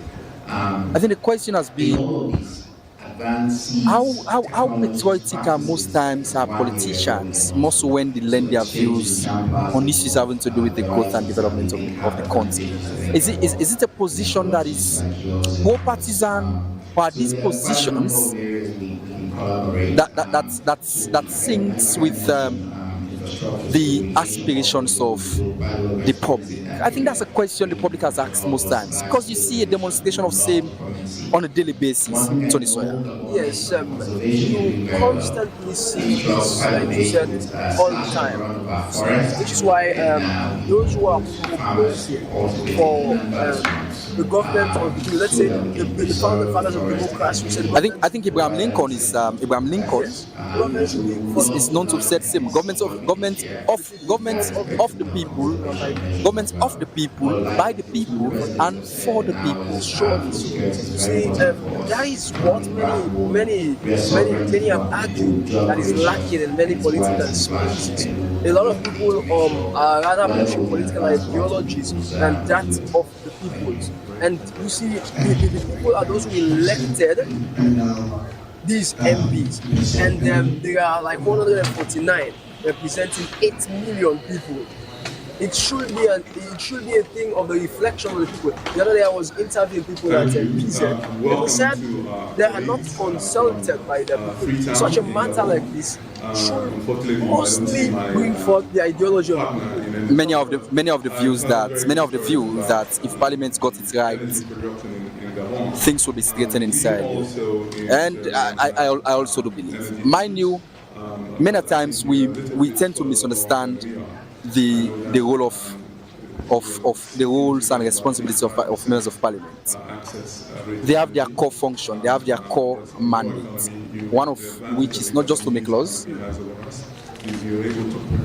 Oversight seem extremely important among their responsibilities. Quite. Very important, their oversight function. Because Parliament has enormous powers. They have enormous powers. They can sanction whosoever to come to this place to answer questions. And if they are displeased, required penalties will be met and what have you. But again, as we speak, the chamber seem empty. Many of the seats are now empty as a result of the call that was made by the most powerful man in the house. Yes, he's the law himself. He's the law. Exactly. He's the law himself. Exactly, he's the law. Exactly, he's the law. So many of the seats are empty. You see, the front seats represent, that of the leadership of the house from both from the ruling side of this party. Mind you, the right-hand side of the speaker is where the members from the ruling bench, they do sit, and the left-hand side is where members from the main opposition do sit. And I think this end is reserved. The back is reserved for the paramount chiefs, members of parliament. They are independent as per what's provided for. They should be independent, and they should be here to monitor and see what's happening. They have the responsibility to ensure their voices are heard. But the fact is, they're also representing their people from the various chiefdoms. I tell people that the provincial area forms a majority of the population of Sahel. And where they are coming from, most of those localities have been governed by them. They also have enormous powers. And that's more the reason why their votes are extremely essential into this engagement. The fact is, they must be cajoled, and whatsoever eye of the house does win their votes, automatically, I believe, it's a go for that eye of the house. Yes, again, Samuel, let me bring people up to date about what's going on in Parliament this morning. I and my colleague Samuel Graham Koma. Parliament this morning giving live updates on what's going on regarding the constitutional amendments. For 35 years now, the law has been standing without any alteration. But according to Section 108, subsection 3 of the 1991 Constitution, the House comes back again today to look at what's going on in it. Okay, and so before the House today is this bill, and the bill seeks to do some electoral reforms that have to do with change of name for the electoral body, the ECSL, the change of name and other crucial provision for the PPRC. What will be the preferred electoral system? There's an argument between first past the post and that of the proportional representation system. But these provisions, the first past the post and that of the PR system, they are both provided for in the 1991 Constitution of Sierra Leone, Act number 6 of 1991. But again, it is very important that my uncle in Koribondo understands what's happening here this morning. So my producer will be very angry with me, but nonetheless, producer, please pardon my mistake with a book, no, you speak Creole, just so that the ordinary man understand. But we'll come back to English, taking into cognizance what is happening here this morning. It is provided for that what's happening here this morning is done in English, and so for that reason, that's more the reason why the live coverage here this morning is done in English. But nonetheless, for we family already watch Winner YV television, listen to Winner Radio 101.7 FM, and those who follow we online, we currently in a parliament wherein they follow through on the constitutional amendments bill. We're currently in a parliament bill for 2025 within a parliament. This bill now one way to look at electoral reforms as a result of what will happen after the 2023 election, where the can't tripartite gets the main opposition, the ruling party, and that of international moral guarantors, when they discuss how for make Salon electoral process get fairness and what have you, one way will fit the best interest of Sierra Leone. So one of the things that have been come up now for then reform some key areas that we get for do with conducting elections, electing of representatives, we for serve as EDNA, CCSL, political party registration and what have you. And now members of parliament and for camp parliament, is it through a PR system? The most talks about PR system, or is it through the first past the post system and what have you? And even for presidential elections and council election, how therefore elect them into various positions. Mind you, 2023, the country be utilized the PR system for members of parliament and similarly so for councillors, where the current courts of councillors and members of parliament, these are products of the PR system. Wherein for the presidential election, the contention at this moment now whether the government, the Attorney General Minister of Justice, where now the legal person for government, they don't propose to Parliament through the bill where don't table. Don't read the bill for the second time. The bill gets several stages where they go through. First off, there should be an idea where member of Parliament can either push them or it come off from. That's it. When member of Parliament push them, private member motion. When a government push them, it's different from it's been a private member motion. Now, this is now government push them. So that's one reason why it comes through the Attorney General and Minister of Justice. Now, you can't table them. When you table them, you get for go through first reading, you go through second reading, and after second reading, then you push on a committee stage. Now, committee stage, it is so now. After in second reading, it's committee stage. What's it called the first reading and second reading? The first reading are the first way the Attorney General and Minister of Justice, they read on a parliament. Where they read them, they read the bill in the entirety of the bill as to the lot of clauses or provisions them, the wordings of the bill, ID, waiting the bill can for do, the problem they can for address and what have you. But a few pandits in the way seem very contentious where 9 then are the public domain, so this is one of which now the PR system. Government they propose say the PR system 9 them for use back for continue with 9 salon for use inside 2028 election. The opposition they say they're not for use the PR system because the PR system for let they use them it gets bent with figure let they use them. One of which if the government system they not get beaucoup time for do boundary delimitation. That are one of the things then we can come up with then can decide for do a PR system. Then they say no, the term not there again because of this and this term too short for we. So for that reason, make we for use the PR. I think it's just one of them. Yes. Another one, Tonya, before you come in, the Attorney General propose say because of the provision inside the Justice Edmond Kawan constitutional review. Mind you, this is a process we don't start from way back about 20 years. About 20 years ago. But not 20, I think 22 years or so, but just over 20 years. Yeah, approximately. Yes, and get it correct.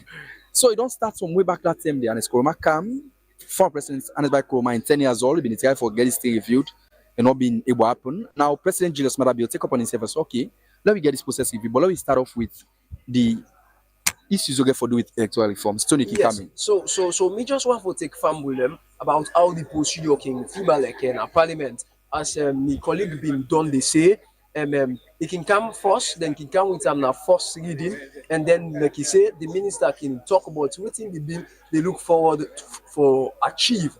Tell them X and Y and Z and so we want to do. And then so what be happened last week? Now being the second reading. The second reading, now outside the members of parliament them, where then can say they don't go consult to them, people them, and then come to people them now before the camera, and then they talk, say, we believe say that so and so, like then they debate, they look at the advantage and the disadvantage of certain clause them inside the bill.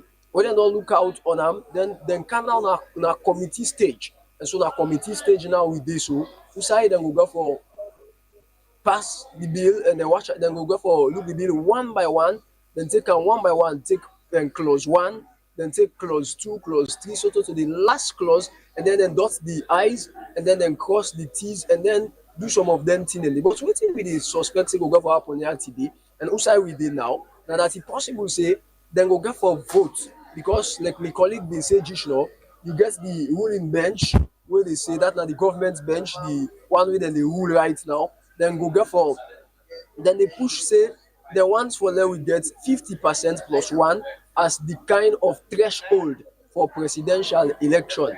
And the opposition bench, they say, no, we don't think so for go down that road today. We need for maintain with 55% we will get. And then also then they get fed around, well, not fed as in send and, but with words. Then they say, no, well, we want the PR system. Now they say, no, we'll not forget the PR system. So what will happen, they will go for vote. The opposition, where they counter the proposals, will go for raise a motion, say, Mr. Speaker, who they raise a motion, say this house for vote. For vote, say, well, we will let the PR system stand or let it not stand. We'll let the 55% stand or let this 55%, 50%, sorry, plus one stand or not stand. So what we see, say, as we've been taking like 2 hours for lady sitting start. Because the sitting for being start at 10, yes, but not start till past 12 o'clock. We've been just waiting on the speaker, but a lot of consultation will happen behind the scene. Yes. And consultations upon consultation. So after the speaker come in again, after they don't read the votes and proceedings, when are the documents we can talk about waiting and happened last sitting. And so after that, the speaker been there for any announcement announcing we look for meet with the leaders them. So what will be the try for talk also now say what thing can get to happen inside that kind of consultation there, whether it's unusual or whether unusual. Well, nothing we can be na the well of parliament. If the speaker say this kind of matter what we talk about is very crucial and it will carry it a lot of up and down, they can call the leadership or let them go now in conference room and then now they can go talk, and then when they come back, we can see some possible change. I see this one more like fumble talk. Yes. See more like a fumble talk. This is not fumble talk where the speaker don't call the leadership from both the SLPP and that of the APC for let them meet and discuss on some relevant issues. We're not able to preempt waiting and discuss it because this is not for just the leadership, not so for even the generality of members of parliament, not just for those where they serve in a leadership position within them party. Then they invite, let them meet with them in chamber, let them get an indoor meeting wherein they will discuss important things that we get for do with today's session. But also another issue is very controversial at the moment. Now one we get for do with that special select committee. Now this special select committee very important because one of the areas the way they want reform now how then they appoint the chairman for the electoral commission for Salone. Mind you, even the name for the electoral commission for Salone now been National Electoral Commission, but that name don't change as per the ECSL, as per that ECSL Act. But when that name don't change, that old name now is still there in the Constitution. So now as per that, because the Constitution are the gunum of the land. But one question I be asked the Attorney General and Minister of Justice the other day on air and that, how then they change a law? We're still there at the gunum of the land. When are the law, now the umbrella law for every other law, now the ruling law, now the law way pass every other law. How you they change the law with an act? That law don't come into effect, but it differ from waiting at the gunum. How then did it happen? Because whatsoever law, we're not in tandem with the law and the Constitution, it is considered ultra virus from the start. Not a law from the beginning first. Because for the mere fact this law say this, me that may understanding. But he said that a smart point to raise because I've been asking with regards the provision we get for do with trials as to the jury system. Because the jury is still provided for in the Constitution of Sierra Leone. He says, in the commence matter at the High Court, it could be by a judge alone or a judge and a jury. It is still there. It's still provided for. Interestingly, we've not seen that. We've not seen that come up even in this amendment. So that, but again, this amendment are one way get for the election reforms. So that's more the reason why even when I've been interviewed, the Deputy Commissioner at the Electoral Commission for Sierra mentioned say one for C. Now for it mentioned section 13 of the Constitution of Salone. We talk about the roles and responsibilities of like members of parliament, of people in politics generally. Yes. But I've been here for drawing attention to section 14 where it talks say all of what's inside chapter 2 of the Constitution not justiciable. That means you need to carry it government a court to another one for you. They said at one point in the section and they were really extremely not relevant at all in that Constitution because it just tell you say then they make government lazy. Government not provide for me medical service, not provide for me food, not give me electricity. Imagine you get up now a meter, lights no day.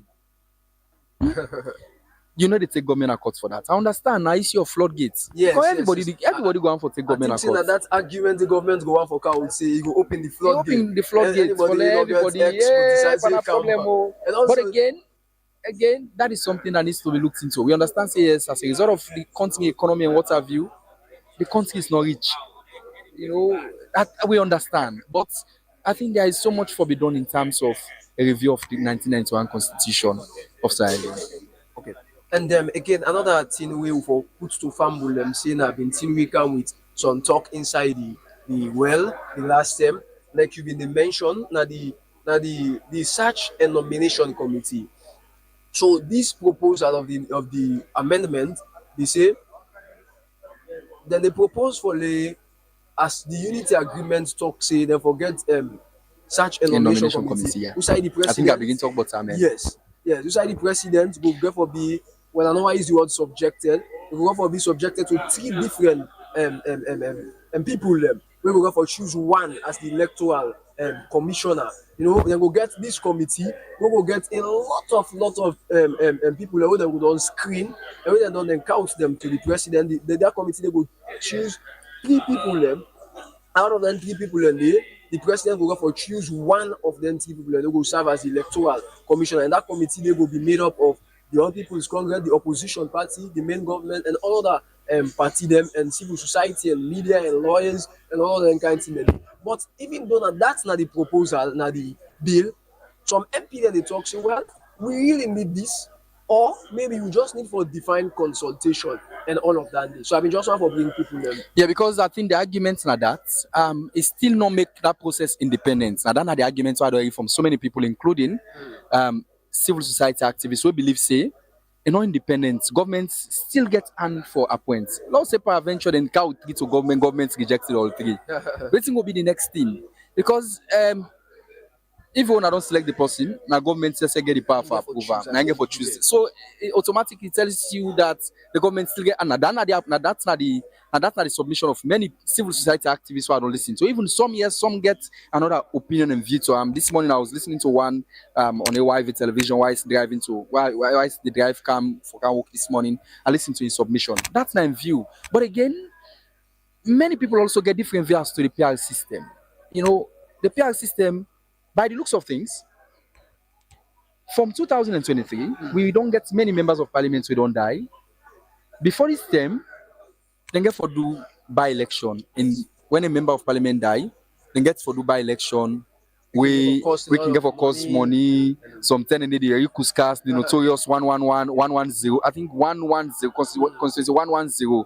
We in our one constituency, then the way been get a lot of kuskas around Godrich, wherein because of a by-election where a member of parliament, maybe winning. But from 2023 to date, you get member of parliament who don't die. The second person at the list can automatically come up and secure that seat and what have you. But again, this amendment bill also make provision for women and politics. It make provision for citizenship.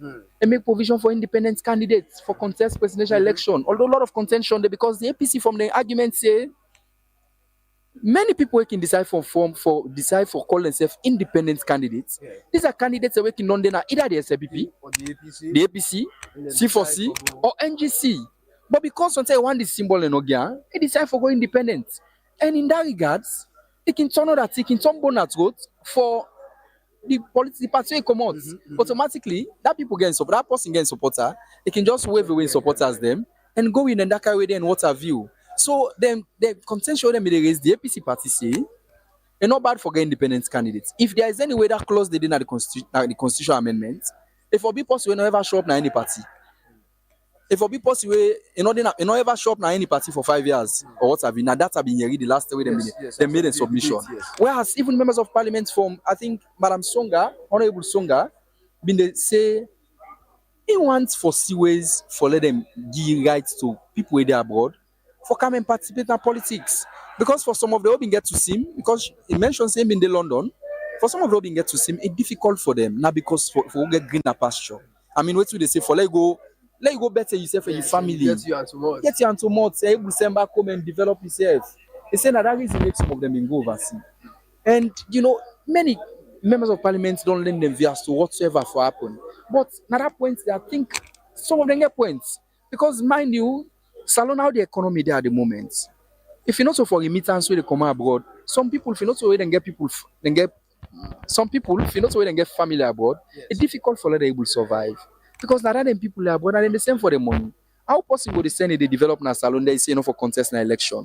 Yes, there should be Yes. it will be tightened, yes, but I think they for allow them to some extent. My personal view. Yes. So I think to say like you correcting that, then the need for be given this because also a lot of people then they get a thought say how you go able for control that kind of thing there.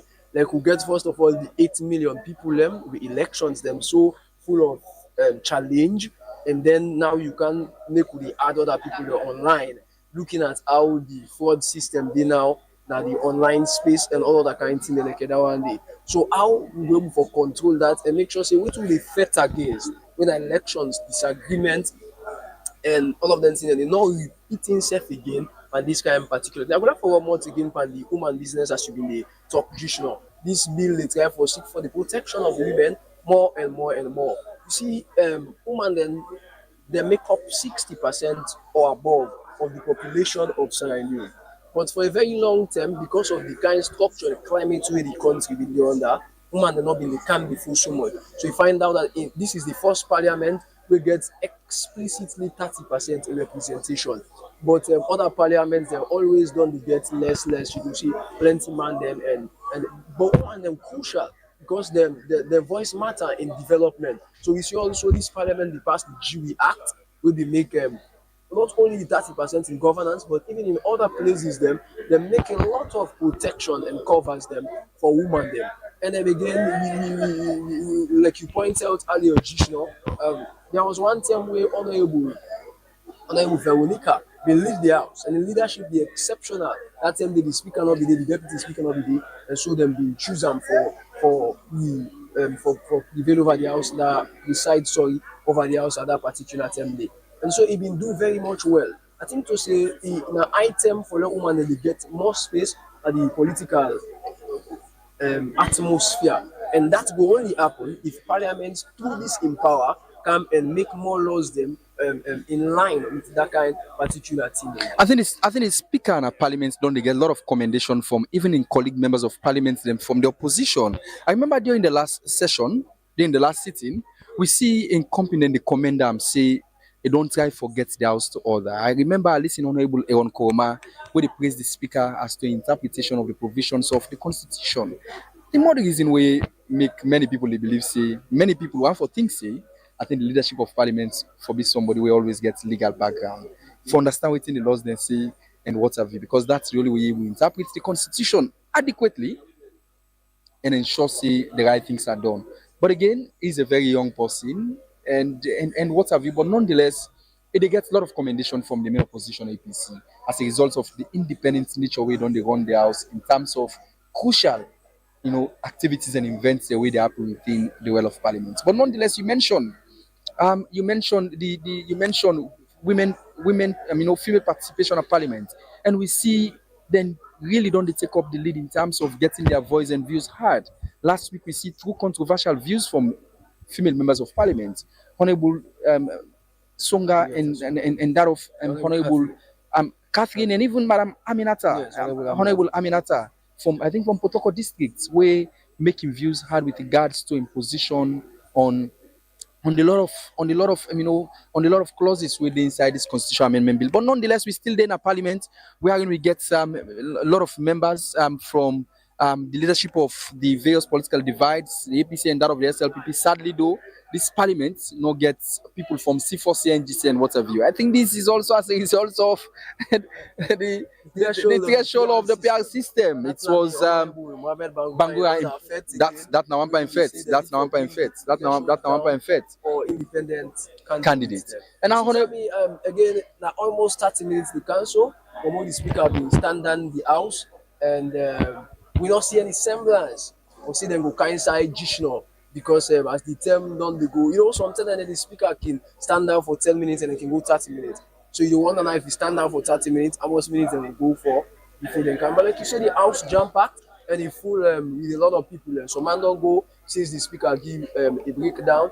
But this house gets a lot of people from the opposition, gets a lot of people from the ruling party, SLPP, the chairman themselves been there around, and then still there around. Yeah, absolutely. The house look empty as we speak. We get a lot of people, well-wishers, people we come from various political parties and what have you. I see Dr. Ibrahim Bangra from the main opposition APC. He's one of their flag bearer aspirants, making waves over time.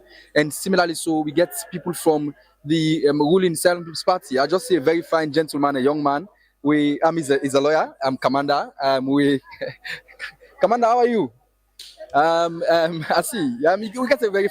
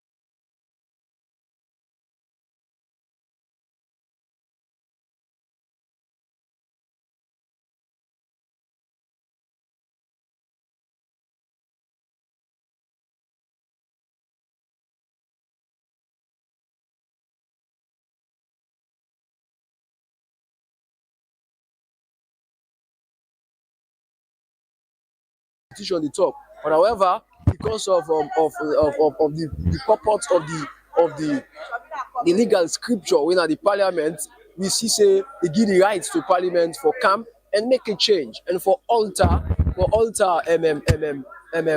the constitution. So this one they come at a time will be to say elections don't they pose many challenge for saloon. So leaders them thought and fit say after 35 years, you go find make we come back and look at how we go address thing that we can go with up and down for election business.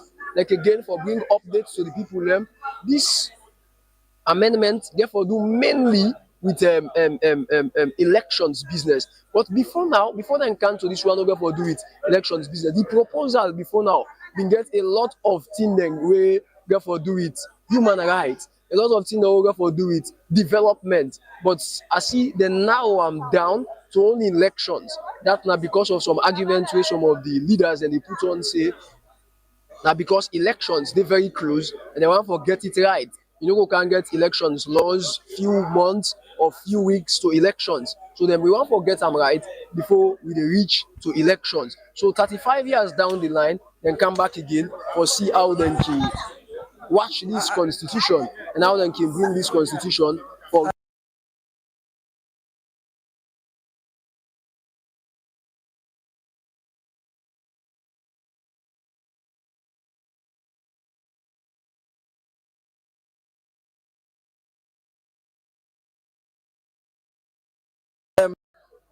we still get senior stakeholders we don't they make them way now the House of Parliament come and monitor independently and give them independent opinions as to what's happening. At some point in time I did inform you, say we also see Abdul Fatoma from Chad. Siam at the back is one person way I remember at some point in time don't they get parliament on their toes and get other relevant institutions in this country, relevant institutions where for push the democracy of this country go forward, don't get them on their toes on issues for doing development of salon. Abdul Fatoma, it's a pleasure having you. Good morning, good afternoon. Thank you.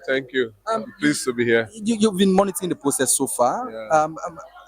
And I know Chadi, they've also had their position paper, with regards this current constitutional amendment bill that is being reviewed by Parliament. But what's your take generally so far with regards to what you've seen on last Thursday and this morning in Parliament?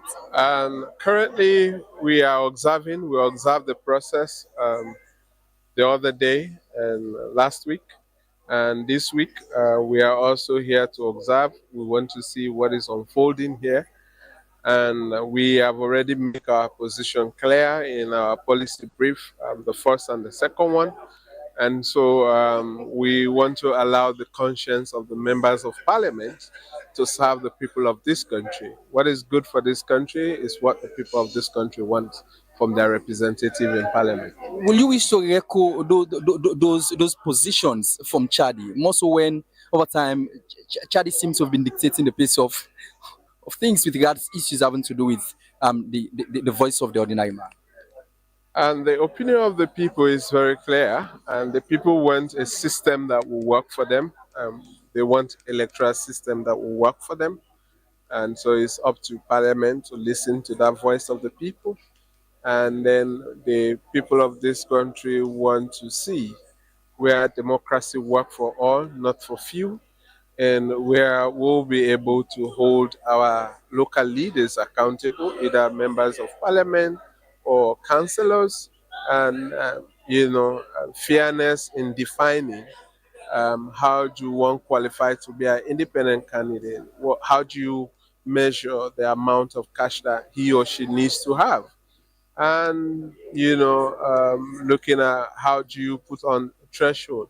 Coming with proportional representation is good, but what is the guarantee? What is the assurance of the threshold that actually will bring inclusivity on board? So the people may want to know all of these critical issues, and we are concerned about that, and that's the reason why we are observing. In your view, is this process people-centered?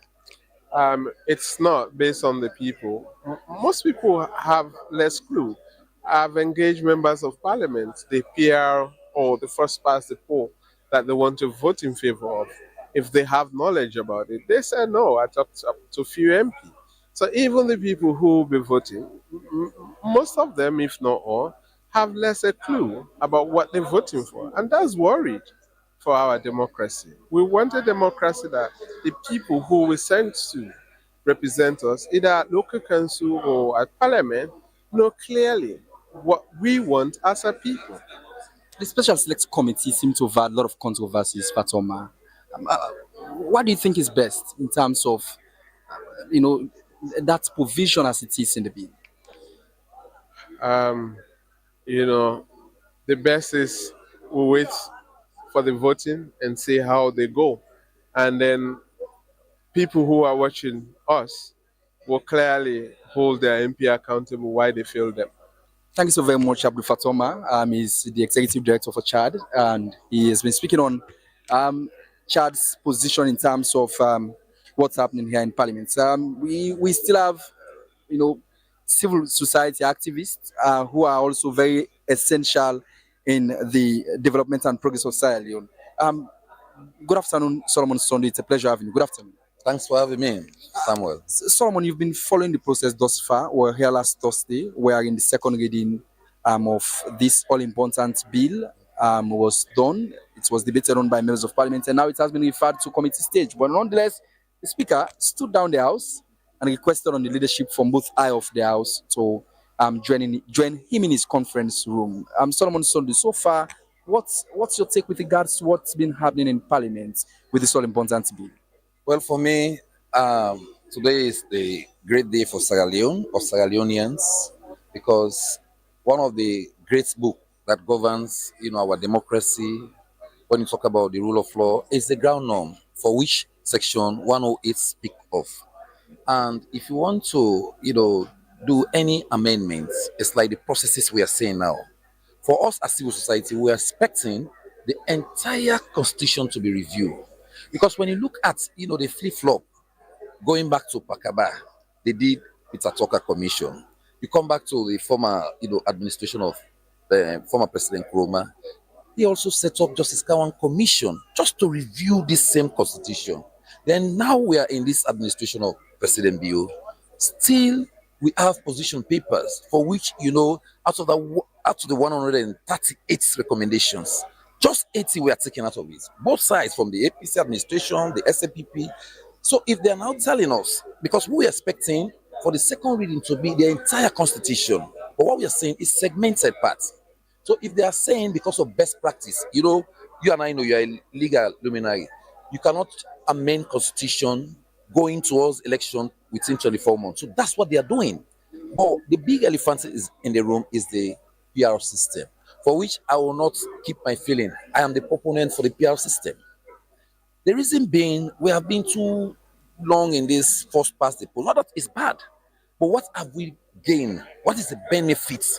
It's just violence, expenditures, not seeing each other as brothers. So let's choose a path where we can go and elect our elected officials with no hindrance, with no violence, with peaceful and that cohesiveness where one party will not have dominancy in all the region.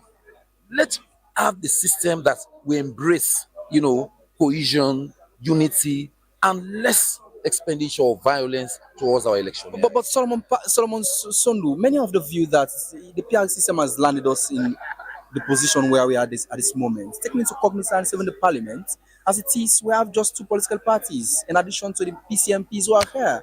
This is a baby of the PR system, Solomon. Where do you think the problem lies? So the problem is the threshold. If you are following us on the good governance program, we are advocating for the threshold to come down because the 11% does not allow smaller parties to, enter parliament.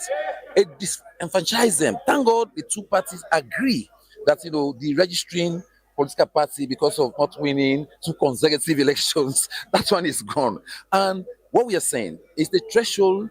I mean, we are appealing to the conscience of the parliamentarians. The threshold should come down at least 11. Let's from 11%, put the threshold down to 6% or 5% even. Honorable Mohammed Bangwe was proposing for 5%. Well, so I think it speaks your. I think it speaks your mind. It's my mind because I'm a proponent. So let's go down to that, minimum percentage. Then we can allow other smaller parties to come in, enter into this parliament. So Solomon Sondo, much of what is being talked about here seem to center around the wishes and aspirations of our politicians in Sierra Leone. How people centered do you think this process is? I want to agree with you. When you look at section 76, which speak of dual citizenry, because the two sides of the eyes, they suffer section 76 about dual citizenship, to renounce your citizenship before you come and take part into parliamentary proceeding. Now they rejected that. You are now seeing they said they should expunge that clause in the constitution. So what is good for them is what they propel. And if you look at the PR system, from what we all learned, the recommendation came from where? The TRC, the Truth and Reconciliation Commission, and also the white paper from the past administration of former President Kuruma. They injected it. So, and governance is continuity. So if we are now seeing the reverse where this current administration is implementing it, because governance is continuity, that's what we are saying.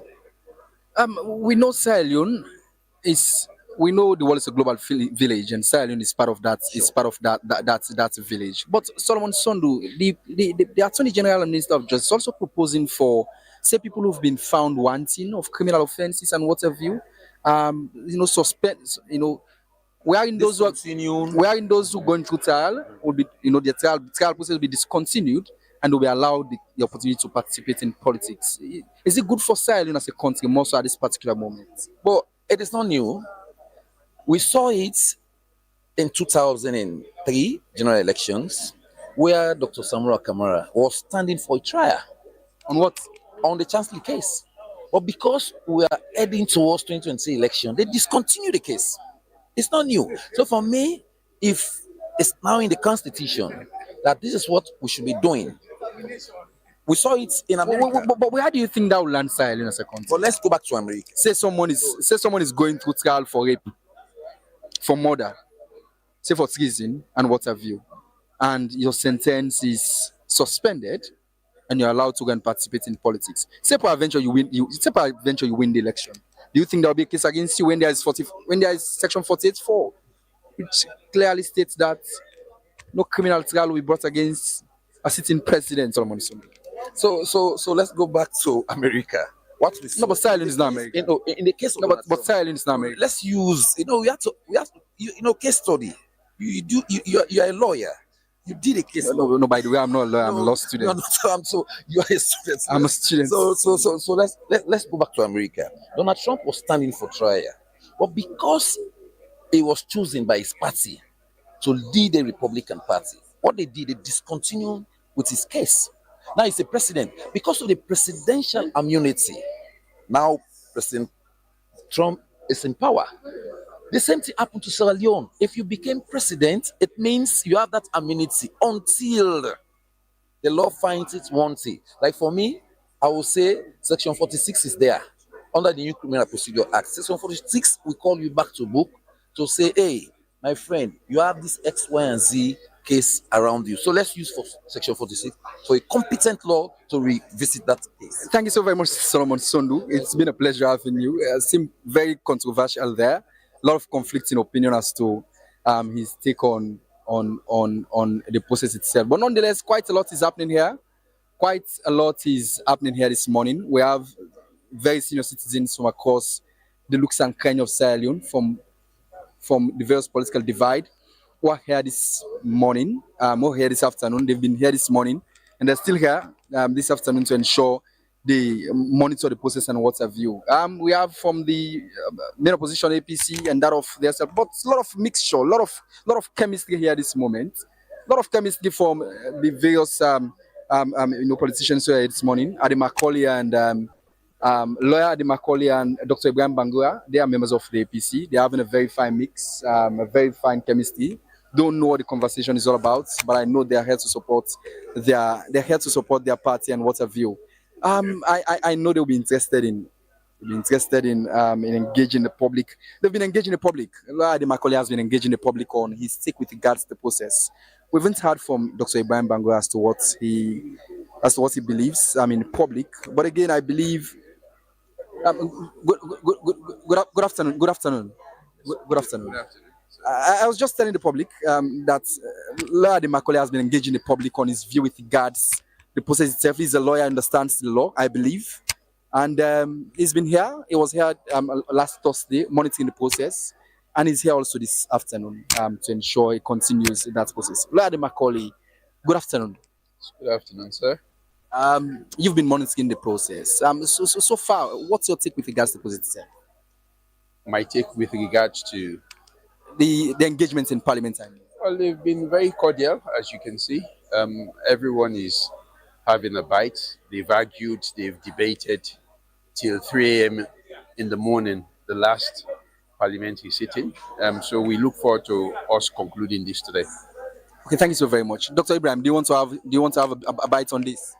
I'm here to, how do you say, see what's happening, follow the proceedings, and we hope the outcome will be in the best interest of the people of Sierra Leone. So, what do you think is that best interest of the people of Sierra Leone? Is it the position of the APC or that which the SLPP has already taken? It's the position of the people of Sierra Leone. We hope that the two parties will come out with outcomes that will best represent the wishes and aspirations of the people of Sierra Leone. That's my fervent hope. Thank you so very much. It's a pleasure having you. We've heard from them, the two gentlemen from the main opposition of People's Congress Party, Lawyer Adi Macaulay, a lawyer who has been very agitative as to the provisions that are in this constitutional amendment bill, and similarly to Dr. Ibrahim Bangura. Just last week, we engaged Honorable Usman Abdel Timbo, who is a lawyer himself and is also a member of parliament, seemed firm on his opinion with regards the provisions in the constitutional amendment bill, as to what's there. And similarly, so we are still having the views of many others who are here this afternoon to ensure they get their views heard and what have you. We still have senior members from APC, those who are wishing to, of course, carry the flag bearership of the flag bearership of the main opposition APC, and then lead the party subsequently to the 2028 elections. We've had the views over time.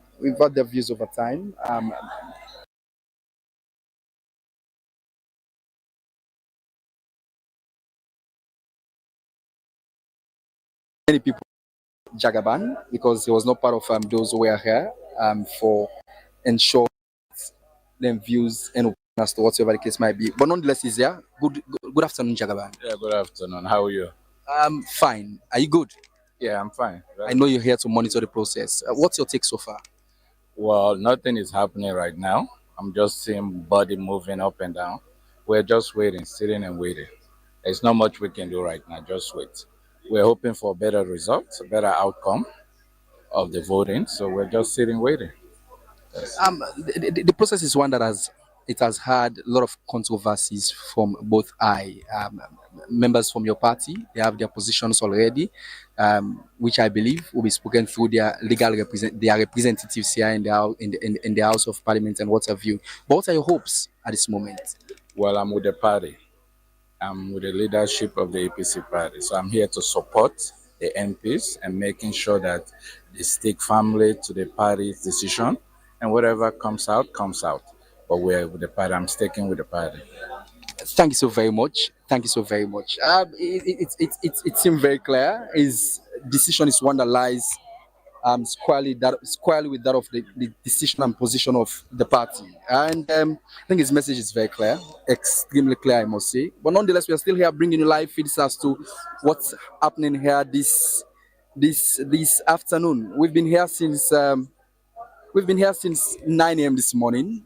We've been waiting for the session. Sessions were scheduled to have commenced at 10 at 10 a.m. But unfortunately, it started around 12. And so we're still here. We are monitoring twists and turns within the House of Parliament as we speak.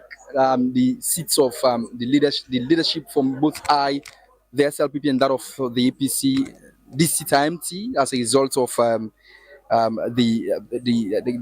request that was made by the Speaker of Parliament, the number one man in the House of Parliament. He requested that the leadership from both the SLPP and that of the APC, they meet him in their committee room to ensure that they have an in-door conversation or in-camera conversation. But many representatives are here. I mean, many senior representatives from across various government ministries, departments, and agencies are here. At the back end, you'll see the ECSL head, the Electoral Commission for Sierra Leone head is at the end, Edmond Alpha, and similarly so,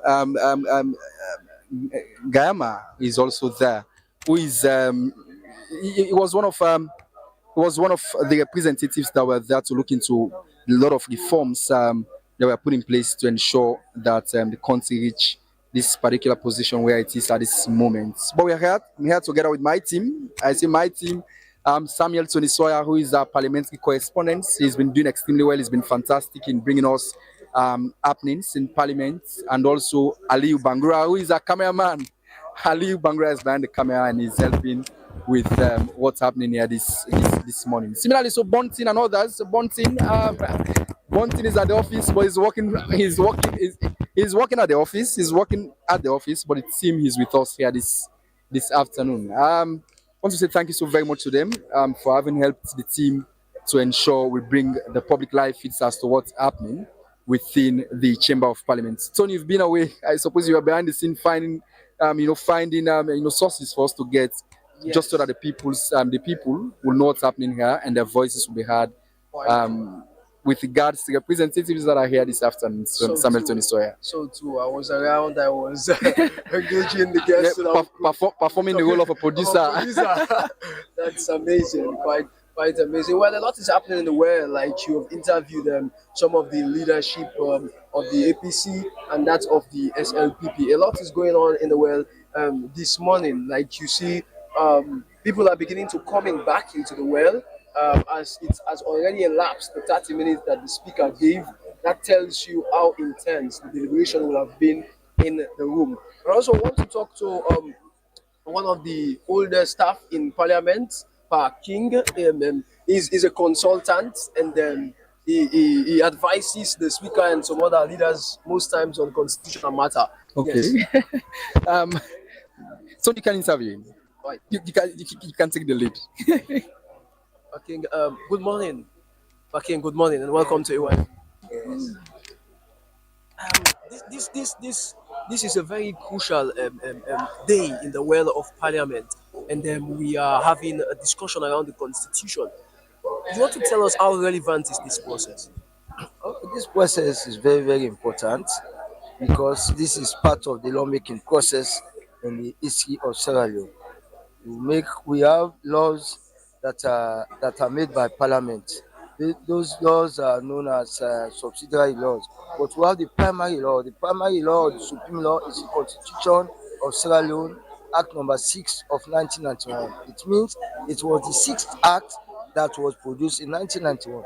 This process is very important because society is not static, because you have changes taking place in society. So we have to amend the constitution to meet up changing circumstances and to meet up international best standards. So this process is ongoing because you know that we conducted two reviews, the Justice Kawan review and the one under Tijan Kaba. So it's important to consolidate all those review processes so that we can come up with a constitution, we can amend the constitution that will lead to the development of Sierra Leone, that will meet international best practice. So we've done the first reading of the bill, we've done the second reading, and now we're on the verge to do the committee stage. The viewers might want to understand what may happen in case we get to committee stage and both sides are not in agreement over certain clauses. What will happen? You are an expert in this. Well, the Speaker of Parliament is using a method in stepping down. When there are verbal conflict, you step down, go for. Presently, you see there's adjourned and he went to his chamber to see how they can resolve conflict. So this is the method that the Speaker is employing right now. Most times when we get to the committee, when they come back, what normally happens most time? Well, either to make amendments, they agree to disagree. But when they come back to the chamber, we are expecting amendments to be made. You just want to explain the voting system. How does it work in Parliament? Well, to amend the constitution, it is supposed to be by 2/3, but there are certain exceptions. If you are doing minor amendments in the constitution, then you can even bypass those processes.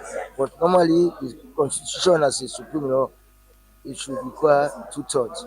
But it depends on the different jurisdictions. There are some jurisdictions which doesn't go by the strict principle of amending the constitution. So I don't know whether we can apply that here in Sierra Leone. King, you have been around for a while. You have been here over 4 parliaments.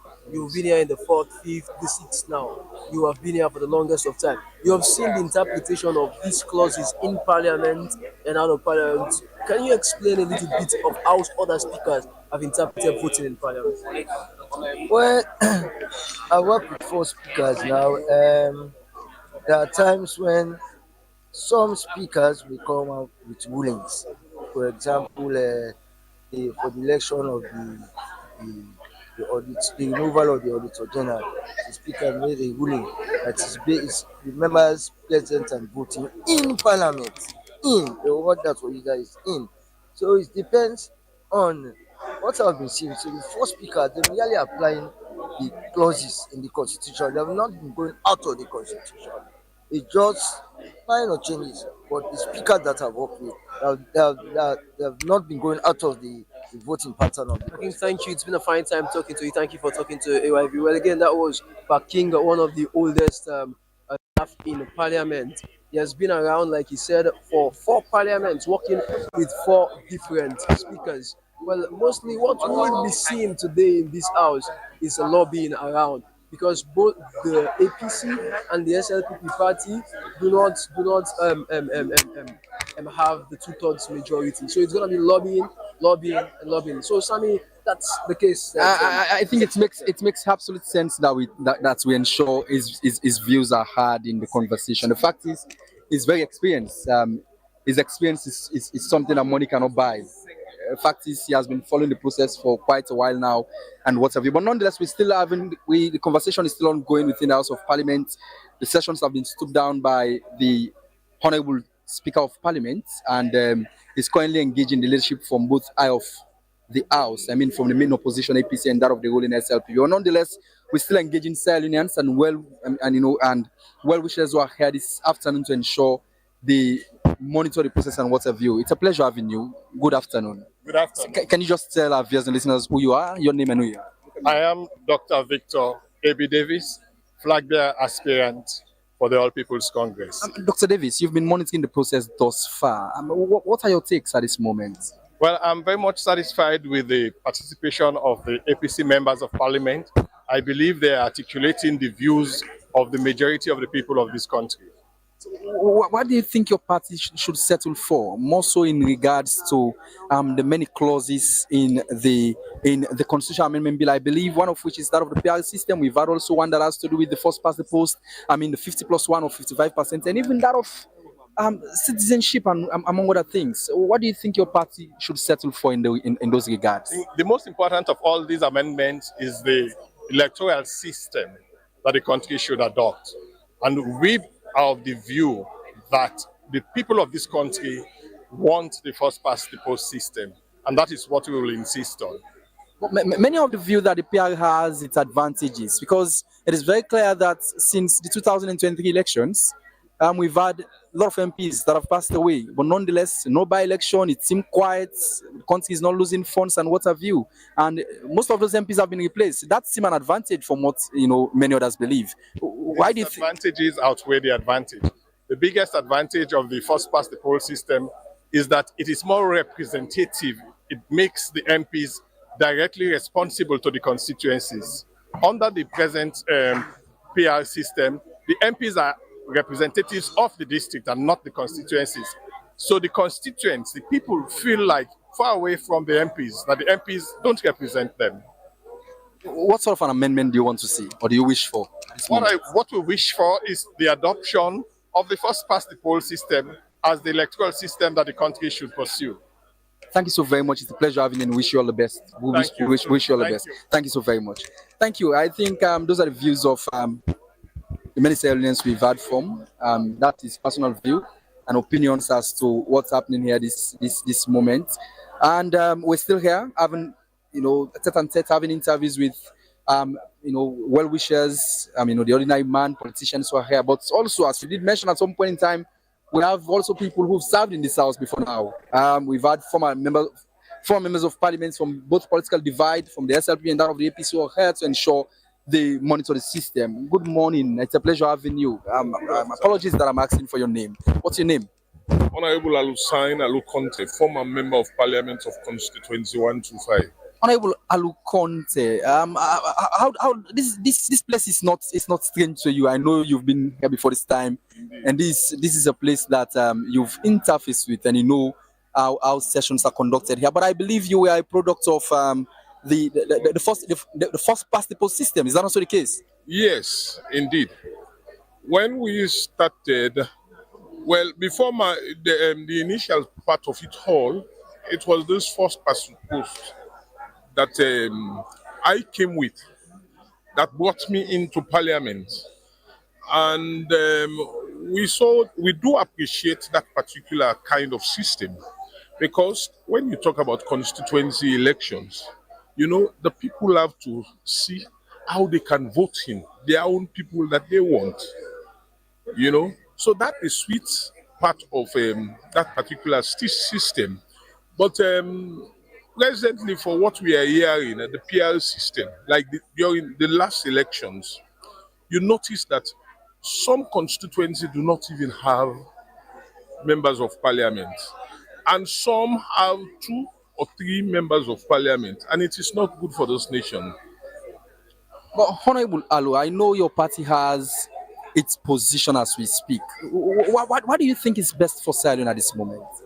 Well, you see, we are not thinking about party from that party line. We are thinking about Sierra Leone. If we are talking about Sierra Leone, it means that we should use a system that will be beneficial to every Sierra Leoneans, not about party politics or about whatever other system that they want to use. Let's look at the bigger picture. It's about Sierra Leone. The kind of system that we've been using, I think no Sierra Leonean will oppose to that kind of system. That is why when they went out to see how they can do some statistics to get some information, when they interviewed people, some people frown at it. let's be justice. Let's say the things that are truth. What was the beauty with the PRC? What was the beauty with the first past the post system? I know you were here together with the likes of Honorable Kande Koleyum Kela and other. I mean the C4C and NGs. I know you were here together with them. Yes. How was the parliament like? Most when those parties were represented in parliament. Well, during that the first past the post, you have other parties that participated in that kind of system. But when you look at the PR system, only the two big parties. I mean, give us a feel as to how the parliament was like when those members were represented in parliament. The parliament was so lively. Like for me, I was the chairman for sport.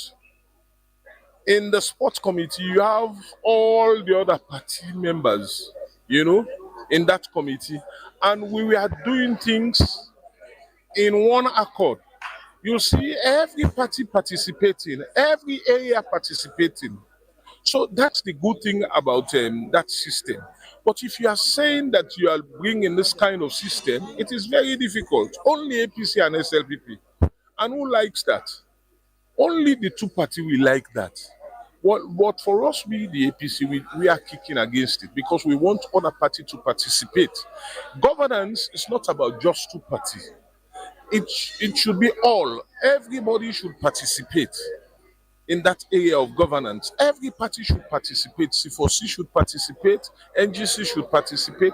Even PLP, if they can make it, they have the right to participate. But with the PR system, it is very, very difficult because, let me say, there is some percentage that will qualify a member of parliament to come to the well. That is to be a member of that will qualify an individual to be a member of parliament. Do you consider yourself a disadvantage of the PR system? Well, it is not about disadvantage or advantage. It is what is right for Sierra Leone. We, the APC, we are kicking against it because from our experience, from what we got during this election, the last election, the 2023 elections, what we are seeing is that some constituencies do not have representative, and it is not good. If we are talking about proper representation, we believe every constituency should have a representative in parliament, because this is where you'll get the grassroots people. The constituency, in terms of development, there are some constituencies that are not developed.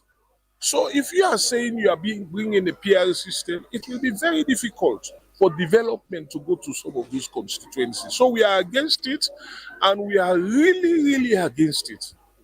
Thank you so very much, Honorable. It's a pleasure having you. He's a former member of parliament from the main opposition of People's Congress Party. I think he detested the PR system. He's against it. The fact is, he believes that the PR system is one that is not good for Sierra Leone, because according to him, he says that it's one that disadvantages the ordinary Sierra Leone and the ordinary people from having their voice and their votes being adequately placed in a way that is that they voted or whatever the case might be. Nonetheless, we are still talking to some former members of parliament who were in this house. I asked Honorable Alu, I said whether there was a product of the PR system or that of the first past the post. He said it's a product of the first past the post system, and it's something he was happy about on whatever you. I know you were an independent candidate. Is that not the case? Can you tell us your name and who you are in the first place? Honorable Sir Charles, I was here in the 5th Parliament as a member under the Coalition for Change political party. Honorable Sir Charles, I know you were a product of the first past the post system. Is that the case? Sure, I was. You've been following the debate so far with regards to the constitutional amendments. A lot of talks is around the utilization of the PR system or the first past the post system and what have you. What do you think is best for the country at this moment? Well, a lot of people have diverse opinion based on which side of the lens they are looking at it. I believe the 1991 Constitution is almost something like, is over 35 years old, and everyone will agree with me that it's due for us to look at certain clauses or certain sections in that Constitution for us to review it. So the review I must say it is but necessary because a lot has happened. 35 years is not a short time. A lot has happened. The geopolitical landscape, the socio-economical lifestyle of the people, the advent of social media, and a lot more.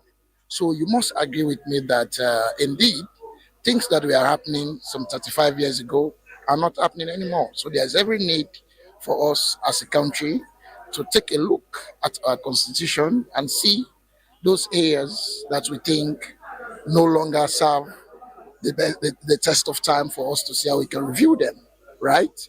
And the the area of executive power, for instance, is one key area. Okay, we've seen that the executive power over the years has been, used at the discretion of the president on so many things. So for us to have something proposing, for us to have a review of some of these things is very, very important. The much talked about PR system is another. I know this one is crucial. And at the moment, the entire sixth parliament, the current parliament, are all product of the PR. We should not forget that. And yes, um, critics might argue that, it takes away powers from the people. But that is because political parties, most times, when it comes to taking decisions on things that has to do with the people, they go by their own. So what do you believe? It's all about wait and see because both parties at the moment, the leadership of both parties at the moment are engaging, and let's see what comes out of the engagement. But personally, I believe the first past the post, of course, though it's not the most popular system, but I believe it's the one that gives the electorate the direct opportunity to choose who they want. However, we should also know that there are other side effects of the first past the post, like in terms of by-elections, the tension that comes, all of these, are also arguments that one should not overlook when you are discussing the issue of PR and that of first past the post. Do you consider yourself a disadvantage of the proportional representation system? Well, I don't want to look at it that way. I'm not in any way. Because you were kicked out by that system. I wasn't kicked out. Okay, in the last election, it's clear to see you were voted out by that system. Coming. In the last elections, I contested as an independent candidate. Okay, and I did not get the quota. Right? All I'm saying, one of the things that made some of us not to come back here is as a result of the quota system. The quota that was given the threshold was so high. In as much as PR is advocating for the utilization of every vote, we believe that if the quota system is very high, it will be very, very difficult for smaller parties to have a seat. Okay? So, if at all we are bent on moving to PR, I will advocate for us to go to the national block system, the system that was used in 1996. The national block system, is a system that placed the entire country under one block, right? By that, every political party, whatever votes every political party got, that vote will be counted, will form part of the decision of, will determine the number of seats that political party will have in parliament. So to me, there are good and bad aspects of it. But on the whole, one thing I want to communicate out to our people out there is that Sierra Leone, we are just a small country. Okay, and at this time, we don't need things that will come with tension. I know there is also this much talked about section the section 41 that talks about the qualification for run for presidency. Okay, and they are proposing that independent candidates be allowed to contest for presidency. That's a good one. So, do you still wish to stay independent? or have you made up your mind to join one of the political parties? Well, I've made this clear on several media that Sierra Leone as a country, say what you may, the dominance of the SLPP and the APC, is a stark reality. And any mindful politician who intends to be active in the political system of this country must belong to either of the two political parties. Because the people of Sierra Leone, to me, in my own view, right, they are not ready to move beyond the SLPP and the APC. But we saw what happened with the emergence of the NGC and C4C. Then can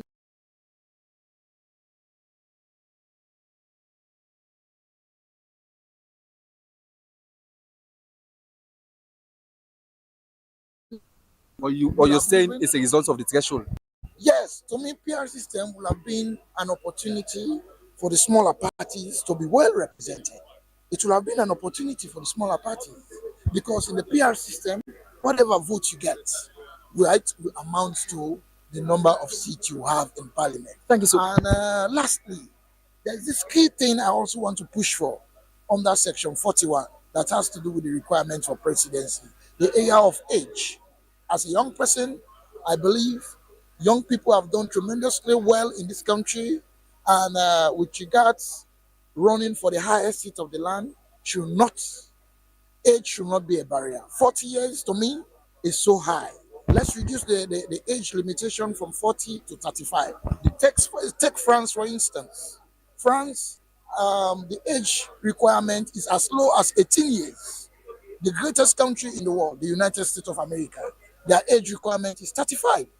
So by reducing, One would say their democracy is way too mature than what obtains in Salem. But nonetheless, we're wishing you all the best. But I wanted to ask: are you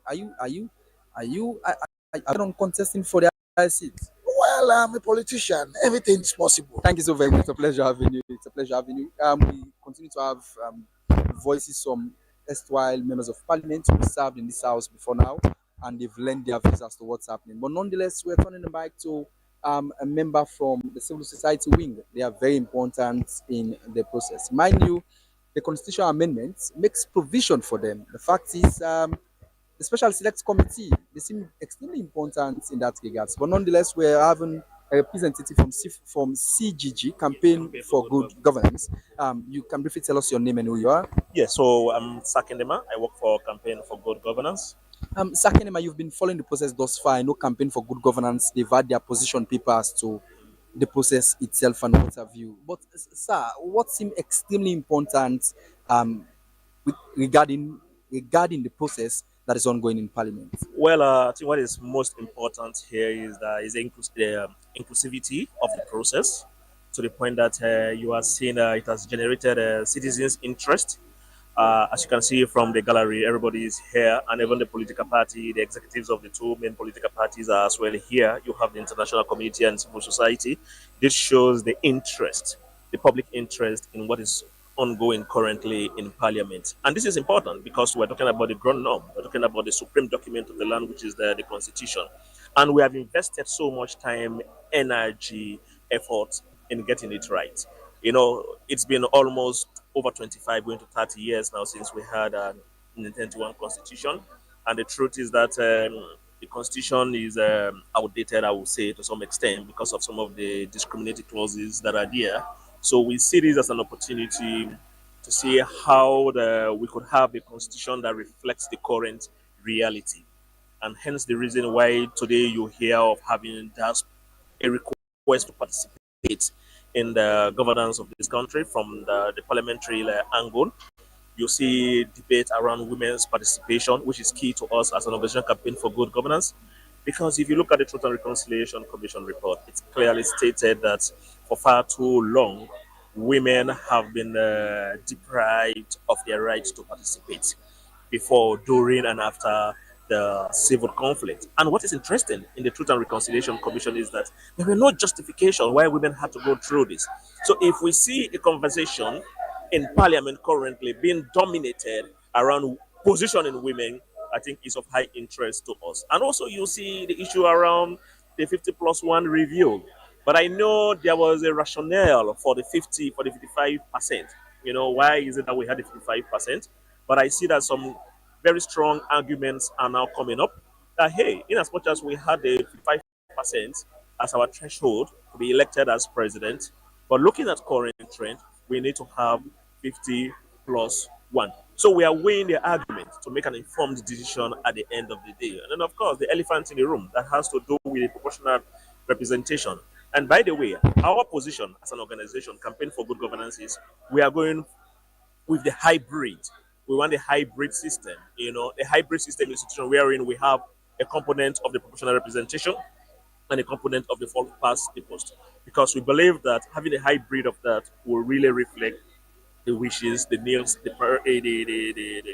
needs of most citizens, and will also help the governance and will help the argument that is ongoing in parliament. You see some are in for the proportional representation, and you're having those who are in for the first past the post. But it all ends with the members of parliament. We are just an organization, and our role is to see how best at least we can advise and see how we can contribute to the governance of this country and ensure that to ensure compliance to good governance principles. Save for save for women's empowerment that we've seen extremely visible in the process.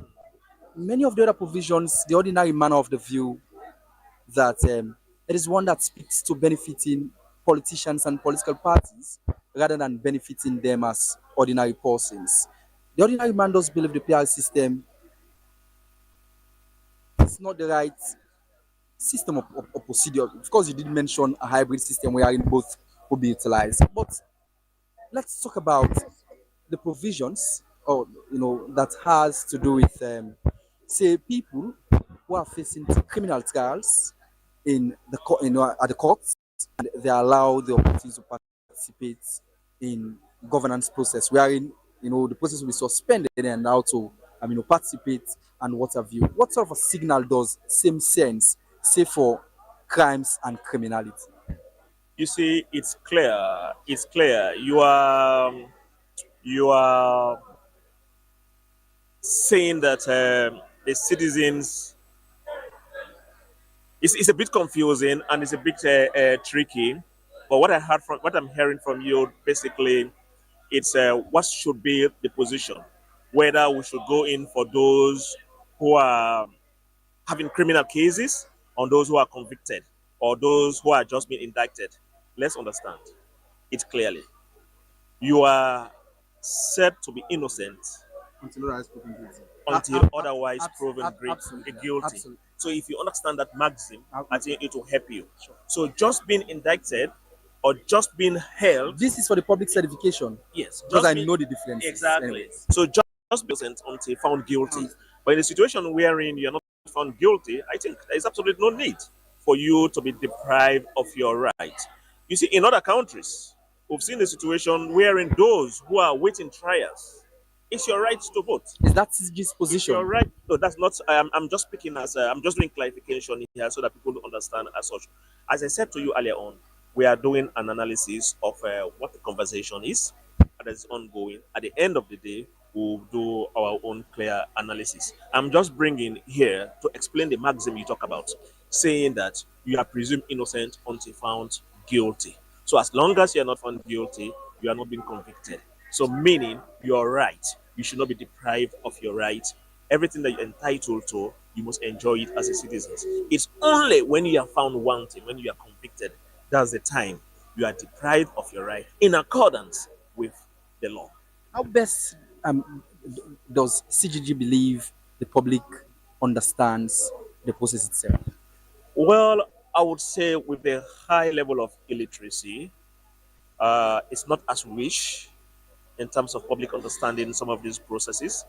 So the responsibility is on all of us, including the media, to see how best at least we can get this message to the least village, to the least community, and residents across the country to really understand what the whole process is all about. That is why the media has to create the platform for civil society organizations to use their platform and reach out the public. And they have the responsibility to see how best at least they could as well go into the communities, educate the people so that they understand what the PR is all about and what the first past the post is all about. Because I will tell you that even those we presume to understand do not fully understand the PR concept and do not fully understand the first past the post concept. And what is most interesting now is that very soon we'll be hearing about referendum, and most people do not even understand the steps involved in the referendum, and most people don't even understand what referendum is all about. So this is need to do now after today and after the full enactment of the reviewed constitution. And whenever I have an opportunity, I often say to people that what is being discussed currently in parliament is not the full document, it's not the full constitution, it's just a component of the constitution that deals with electoral processes that is being discussed here. Why we keep on calling the Attorney General, we keep on calling the government to see that after this phase, we need to see a full-blown reviewed constitution. That will help us to do a critical analysis in terms of do an assessment whether citizens' views have been reflected into the full document or if citizens' views are not fully reflected. So at least when we understand that and we have a comprehensive knowledge of what is in the full document, then we will be able to see how we can engage the public, to engage the citizens, to understand that, hey, these were the recommendations that you made to the 80-man committee, that the Scowan's committee, but this is what governments have accepted, this is what governments have noted, or this is what is currently in the constitutions.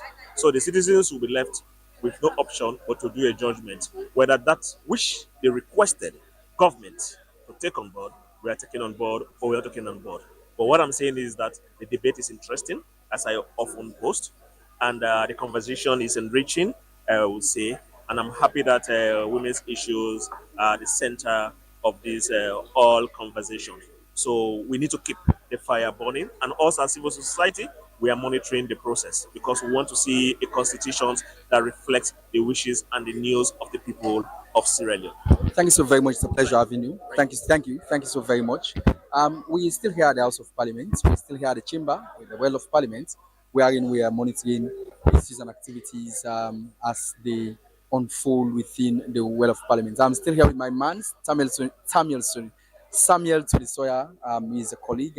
We work together, by the way. He's the parliamentary correspondent. He's attached in Parliament, and he has been doing well, as I normally say. He has been doing well in terms of bringing the public up to speed as to what's happening. We're still interviewing. We're still interviewing. We're still interviewing. You know, people within the world of Parliament as to what's happening here this morning. But nonetheless, Tony, so I'll hand over to you at this moment and allow you to move with the rest of the conversation. Thank you, Samuel. It's been an amazing one. Well, viewers, again, just like you said, we're still in the world of Parliament, getting the views of honorable members and getting the views also of civil society activists and the ordinary man. We are here this morning with Honorable Musa Fofana, a member from the ruling bench, with whom we want to speak a little about what's going on and the updates in the world of Parliament. Honorable, good morning and good afternoon and welcome. Good afternoon. Honorable, it's been more than 30 minutes since the speaker went out. What's your take about the time so far? Well, I think this is normally parliamentary manner or parliamentary way of doing things. The speaker have all the right to, I mean, uh, ask the house to stand down so that he can like negotiate or discuss with the other side of the house. Because for us, this is a critical moment, not only for Sierra Leone Parliament, but for also Sierra Leone itself, a country that all of us are here to represent.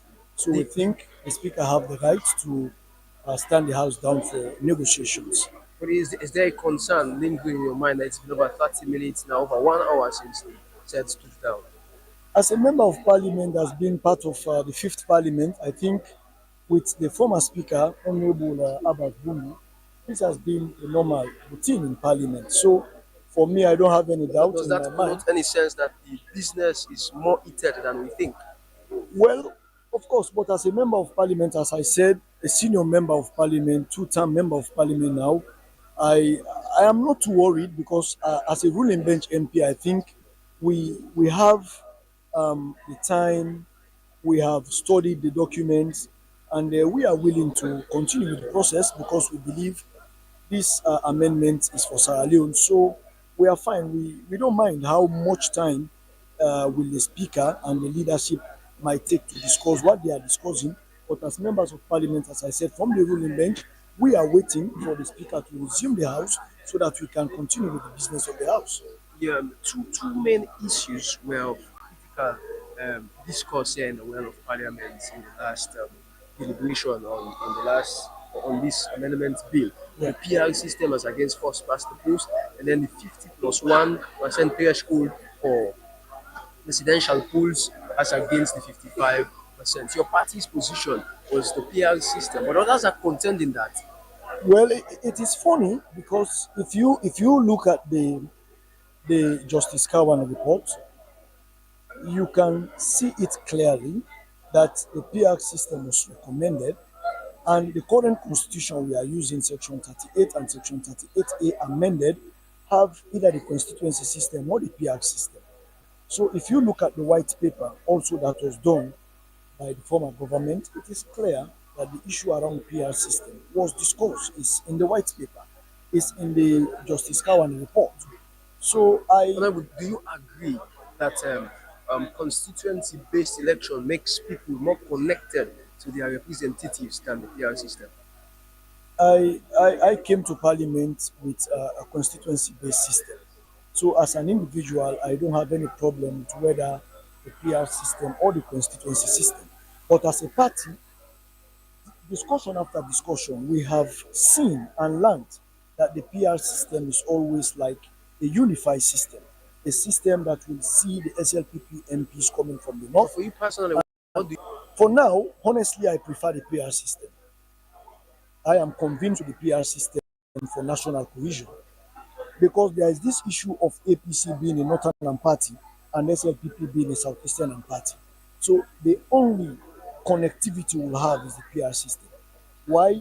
We want to see SLPP MPs coming from Falaba, from Kwenadugu, from Tonkolili, and APC MPs also coming from Kailan, from Kono, from Bo, from Moyamba. So this is just the technicalities around what we are talking about, the proportional representation. But for me, it's not new. Sierra Leoneans can look at the report that was done by Justice Kawan during the constitutional review that started in 2016, 2013 to 2016. So for us, I think our government is on the right track. Honorable Musa, thank you so much for talking to us. Thank you very much. It's been a fine time talking. Well, viewers, is Honorable Musa Fofana from the ruling bench. Again, as we earlier said, the major challenge in the well here this morning is that having to do with whether the PR system or constituency based of first past the post.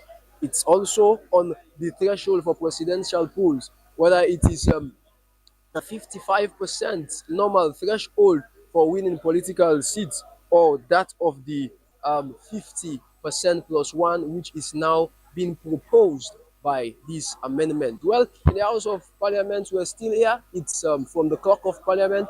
It's 15 minutes past the hour two. 15 minutes past the hour two. More than an hour gone by from when the speaker stood the house down. Well, we are still talking to more and more people in the well of parliament. Here with me, I have a citizen, not a member of any of the political party, but a citizen to give his view as to the process going. Good morning. Yeah, good afternoon. Oh, how are you? Yes, it's the afternoon. I was just caught up with the fact that parliamentary sitting normally takes place in the morning, but like I said, it's running over to the afternoon. Again, your take on the entire process. First of all, my name is Alhaji Abdullahi Ahmed Tarawali. I'm going to speak in Creole. You know why? For example, the PIS system don't disenfranchise Cambia districts, what we call Cambia district, not member of parliament, we na Chonkolimba. The old say get 2 member of parliament na Mambolo. So now the don't cause for labor and suffer. We not get a member of parliament. So for we did against this PIS system. The first, the whole thing, election, then out and back. This PI system, no good for you. So the government bench they argue say in as much as the PR the prospers the post in waiting place MPs them on constituency, but the PR system don't come with a system of unity and don't also they make nowadays fet not they again for constituency based election and the other thing like anyone. This is not the political party then you vote for. So we for So vote you for don't where think to say the MPs them they represent on our needs now? no, no, no, no, no, no, no. At all. Let me go back to the old system. This PI system, no good to there, no good to me at all. Let me tell you about that. So as a citizen, what do you think about the 55% threshold within we been date ready and this 50 plus one within they say for give to these presidential polls? 55% still no ones. Now 50% plus one, no, no correct. No go back to the old one. No want. Yeah? Thank you so much for talking to me. Bless you. Thank you very much. So that's now been one of the citizens them way we've been the talk to. We been the tell we say for as citizen in choose the first past the post system wey therefore do constituency based election of representative than the one wey therefore do with PR system as you say from the your side they no even get a representative na parliament. You say you also dey think about is also want for make we continue with the 55% threshold wey been dey for residents dem as opposed to this 50% plus one. Well, we still dey na the well of parliament and we dey continue for talk to more and more and more people dem on dem views for this process. Well, from morning 10 o'clock we don dey just dey wait for see how this committee stage go get for look like at the well of parliament. Mind you, the bill bin don pass from first reading, second reading, and now we come to committee stage. Inside, and we go for scrutinize the bill clause by clause again from page one to the last page, so that we go see waiting and waiting the MPs them want. But the key thing we go get for take place now, so as now that many people they think to say make the house don't be stood down for over an hour and more. You see that now that elections might have to take place and they might have to vote on some clauses, more so the one having to do with the PR system and the threshold, and that having to do with the replacement of consultation with the search and nomination committee. Now, the search and nomination committee was a child of the unity agreement, which seeks to bring peace towards the conundrum that usually arose from consultation and political disagreement whenever results are being published. And so, the search and nomination committee was proposed in the unity agreement. It states that that committee will be responsible to select 3 members from among a pool of citizens who had been elected and who had been scrutinized and been brought to this committee, and they will narrow it down to 3 people who they will present to the president, who will finally choose who will be the electoral commissioner. And again, the House might have to vote on these clauses, but one thing is crucially clear here is that none of the political parties here in parliament have a two-thirds of that of the seats. So they will have to lobby. Mostly, a few moments ago, was speaking to some paramount chief members of parliament. Everybody is engaging. The PCMPs are engaging. They are dialoguing with themselves. They are lobbying, and we'll see also again the ruling bench. You know, they are on engagement with the speaker. The opposition bench, they are on engagement with the time has been crucial in this case. Now it has been more than an hour, and the discussion in the speakers' conference to come to an end. Well, many people are keeping their eyes and their ears on the ground, their eyes up and their ears on the ground to see what will come out of that. Like I and my colleague were saying just now, it is a meeting that is held behind closed doors. And so the cameras are not allowed, nor are those MPs who are not leaders allowed. But it is expected that they might be in that room arguing, debating, speaking to one another, and trying to find the level ground so that when they come to the house, it will not be as challenging as it would have been had it not been for that engagement. So it is expected also in that room that they will have an agreement, possibly. They will have an agreement on whether they should continue voting by head or voting by voices. And so that meeting seems to be crucial to the composition, I mean, the atmosphere of the House this afternoon. Again, it's 2:20 in the Well of Parliament, and the leaders all across are engaging. They are talking across, and then you also see MPs from the ruling bench and those from the opposition bench are are chatting, are discussing.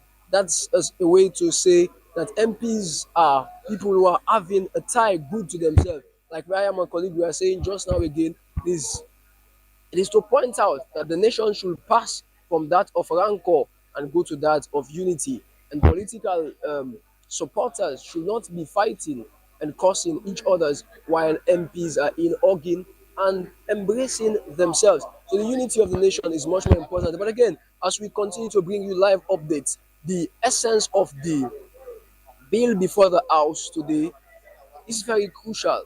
Though it's been limited to reforms within the political landscape, but Minister of Justice Alpha Sise and his team are saying that subsequent this one will be those one having to do with human rights, those one having to do with Chapter 3 of the 1991 Constitution.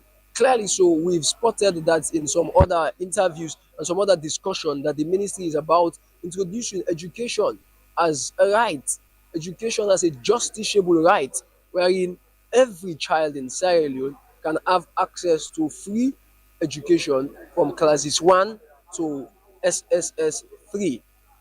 Also, the constitution is also about introducing clauses that has to do with citizenship. But those have not yet come before the House because this one is mainly centered around politics, elections and electoral matters. And so in the House this morning, it is filled. And though some leaders have gone outside and some have come inside, but literally right now the benches, the seats are a little empty because some MPs have gone out waiting for the speaker to call them back again to order. So again, as we are saying,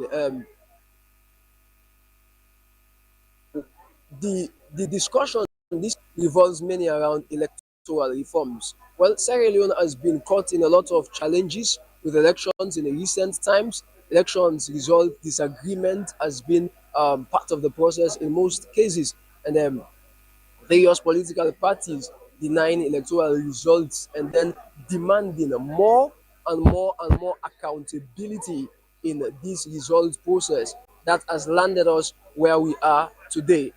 So in the House of Parliament today, we see Honorable Mohamed Bangura, Honorable Alfred Thompson also. They are engaging. They are engaging. Now these are two MPs whose party membership is quite unclear as they are facing suspension from their party. Their role today will be very much crucial in determining the numbers for the ruling bench or the opposition bench. Their position to vote is very crucial, and their placement in terms of the numbers is quite crucial, you see. But Honorable Mohamed Bangura, as per his debate, was clearly pushing that he is in support of the PR system and he is in support of the PR system. Well, we are sounding more views of more and more citizens here this morning as we have been talking to them. We have also another individual here who are about talking to. Good day, good morning, good Yeah, good afternoon. You want to tell us your name and who you are? Yes, I am Mohamed Pope Kamara, Deputy National Publicity Secretary, APC. Mohamed Pope, you've been following the deliberation in the Well of Parliament from the last session till now, and the House has been stood down for over an hour.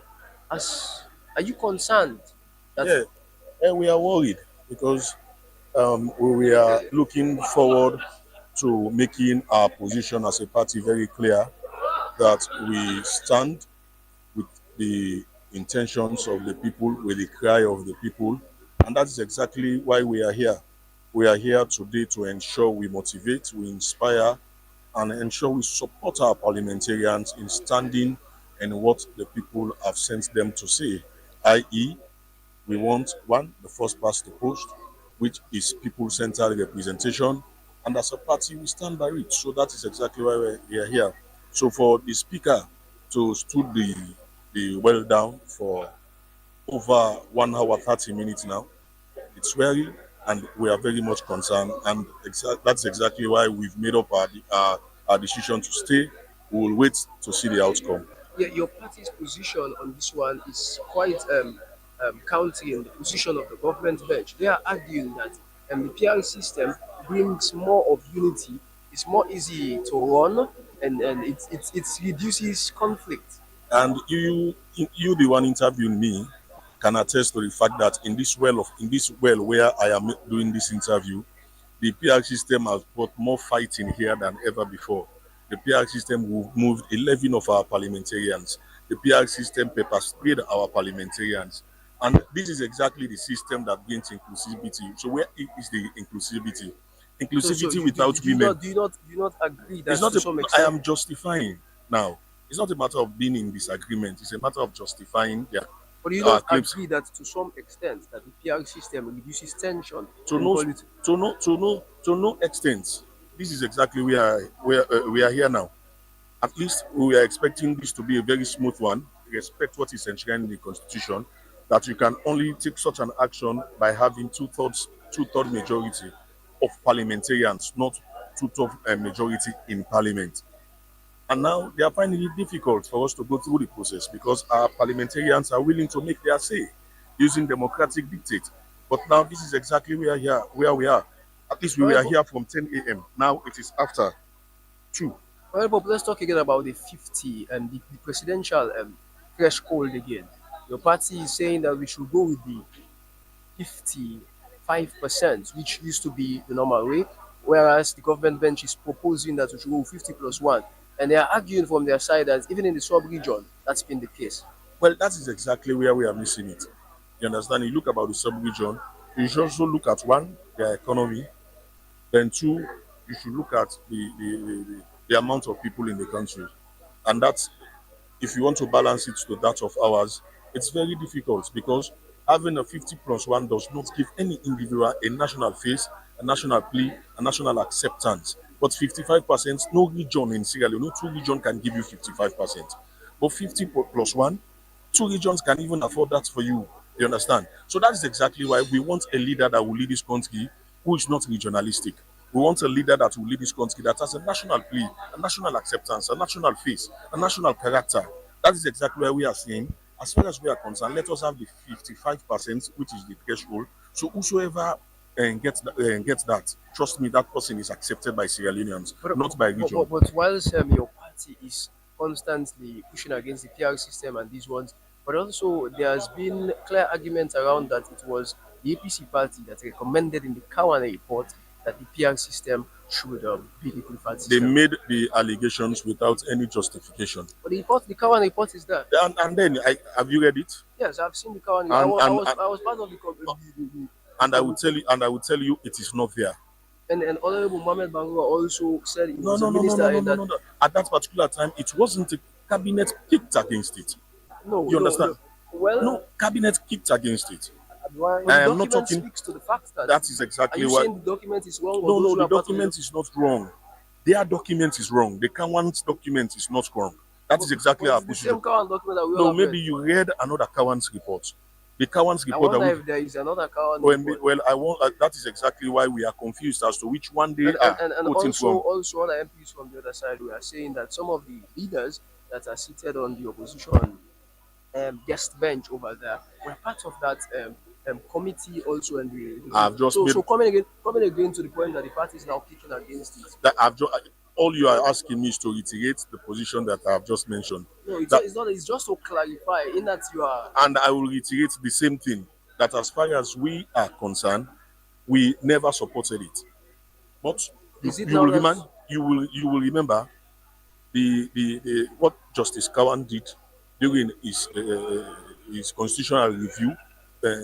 He made a national consultation, and what you saw in there, it was based on the consultations he did, not as agreed by the committee itself. You understand? So that is the understanding we need to get very clear. But it was also that the party accepted it at that No, time. no, no, Why no, the no, no, no, change? no, no. The party never accepted it. That is the That was position. what Honorable Mohamed Banga was arguing No, no, also. no, no, no, no. Well, I don't want to talk about Honorable Mohamed Banga. I want to respect his views, and I want to limit myself in whatever I will say about him. Maybe whatever he feels like expressing, I will consider it to be his opinion, or maybe what he thinks he wants to say. But as far as we are concerned, I am aware of the fact that it was taken to cabinet and cabinet kicked against it. That's Thank our you, position. thank you. And we are talking about inclusivity. We have a problem. This particular bill and this particular PR system does not make better representation for women, and that is our problem. Under the constituency system, you and I can attest to the fact that when you have, like for Potoko, 10 seats, if you have 30%, you know you have safe seats for women, that is 3 seats. Now, as I speak, go to Falaba, there is no female representation. And under this system, you and I can recall in 2018, you understand, when the SLPP gave symbols to people that does not represent their interest, the people voted for an independent candidate. Because it is the constituency system, it is people centered. The people will have their say, and that is exactly what we want to see. You go to Falaba now, there is no female representation. A female representative died in Kenima, and she was replaced with a male representative. So what is the inclusivity? What is the respect for women? So let us don't play lip service when it comes to politics. Let us don't play lip service when it comes to women. Let us don't play lip service when it comes to But youth. the argument has been that this is the first time in Parliament that we have a complete total 30% representation of women. Inclusivity. And during the parliament, Are you saying during the constituency, we have NGC, we have C4C, we have APC, we have SLPP. Where are they at the moment?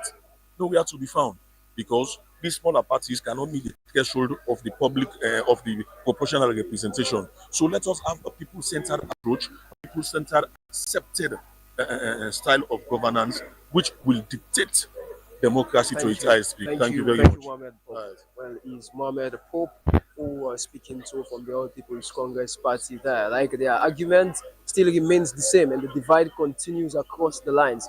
And again, we are here in the well of Parliament. It's getting to 2 hours since the Speaker stood the House down, and we are yet to see any semblance of the House taking its full composition and business again. And people are expressing worries of what might be the outcome um, of this engagement. Well, we'd love to hold you there again, and I have been your presenter, Samuel Tunisia, and my colleague has been Samuel Ibrahim Koroma. Okay, thank you, and still stay glued to your TV as we bring you more and more updates.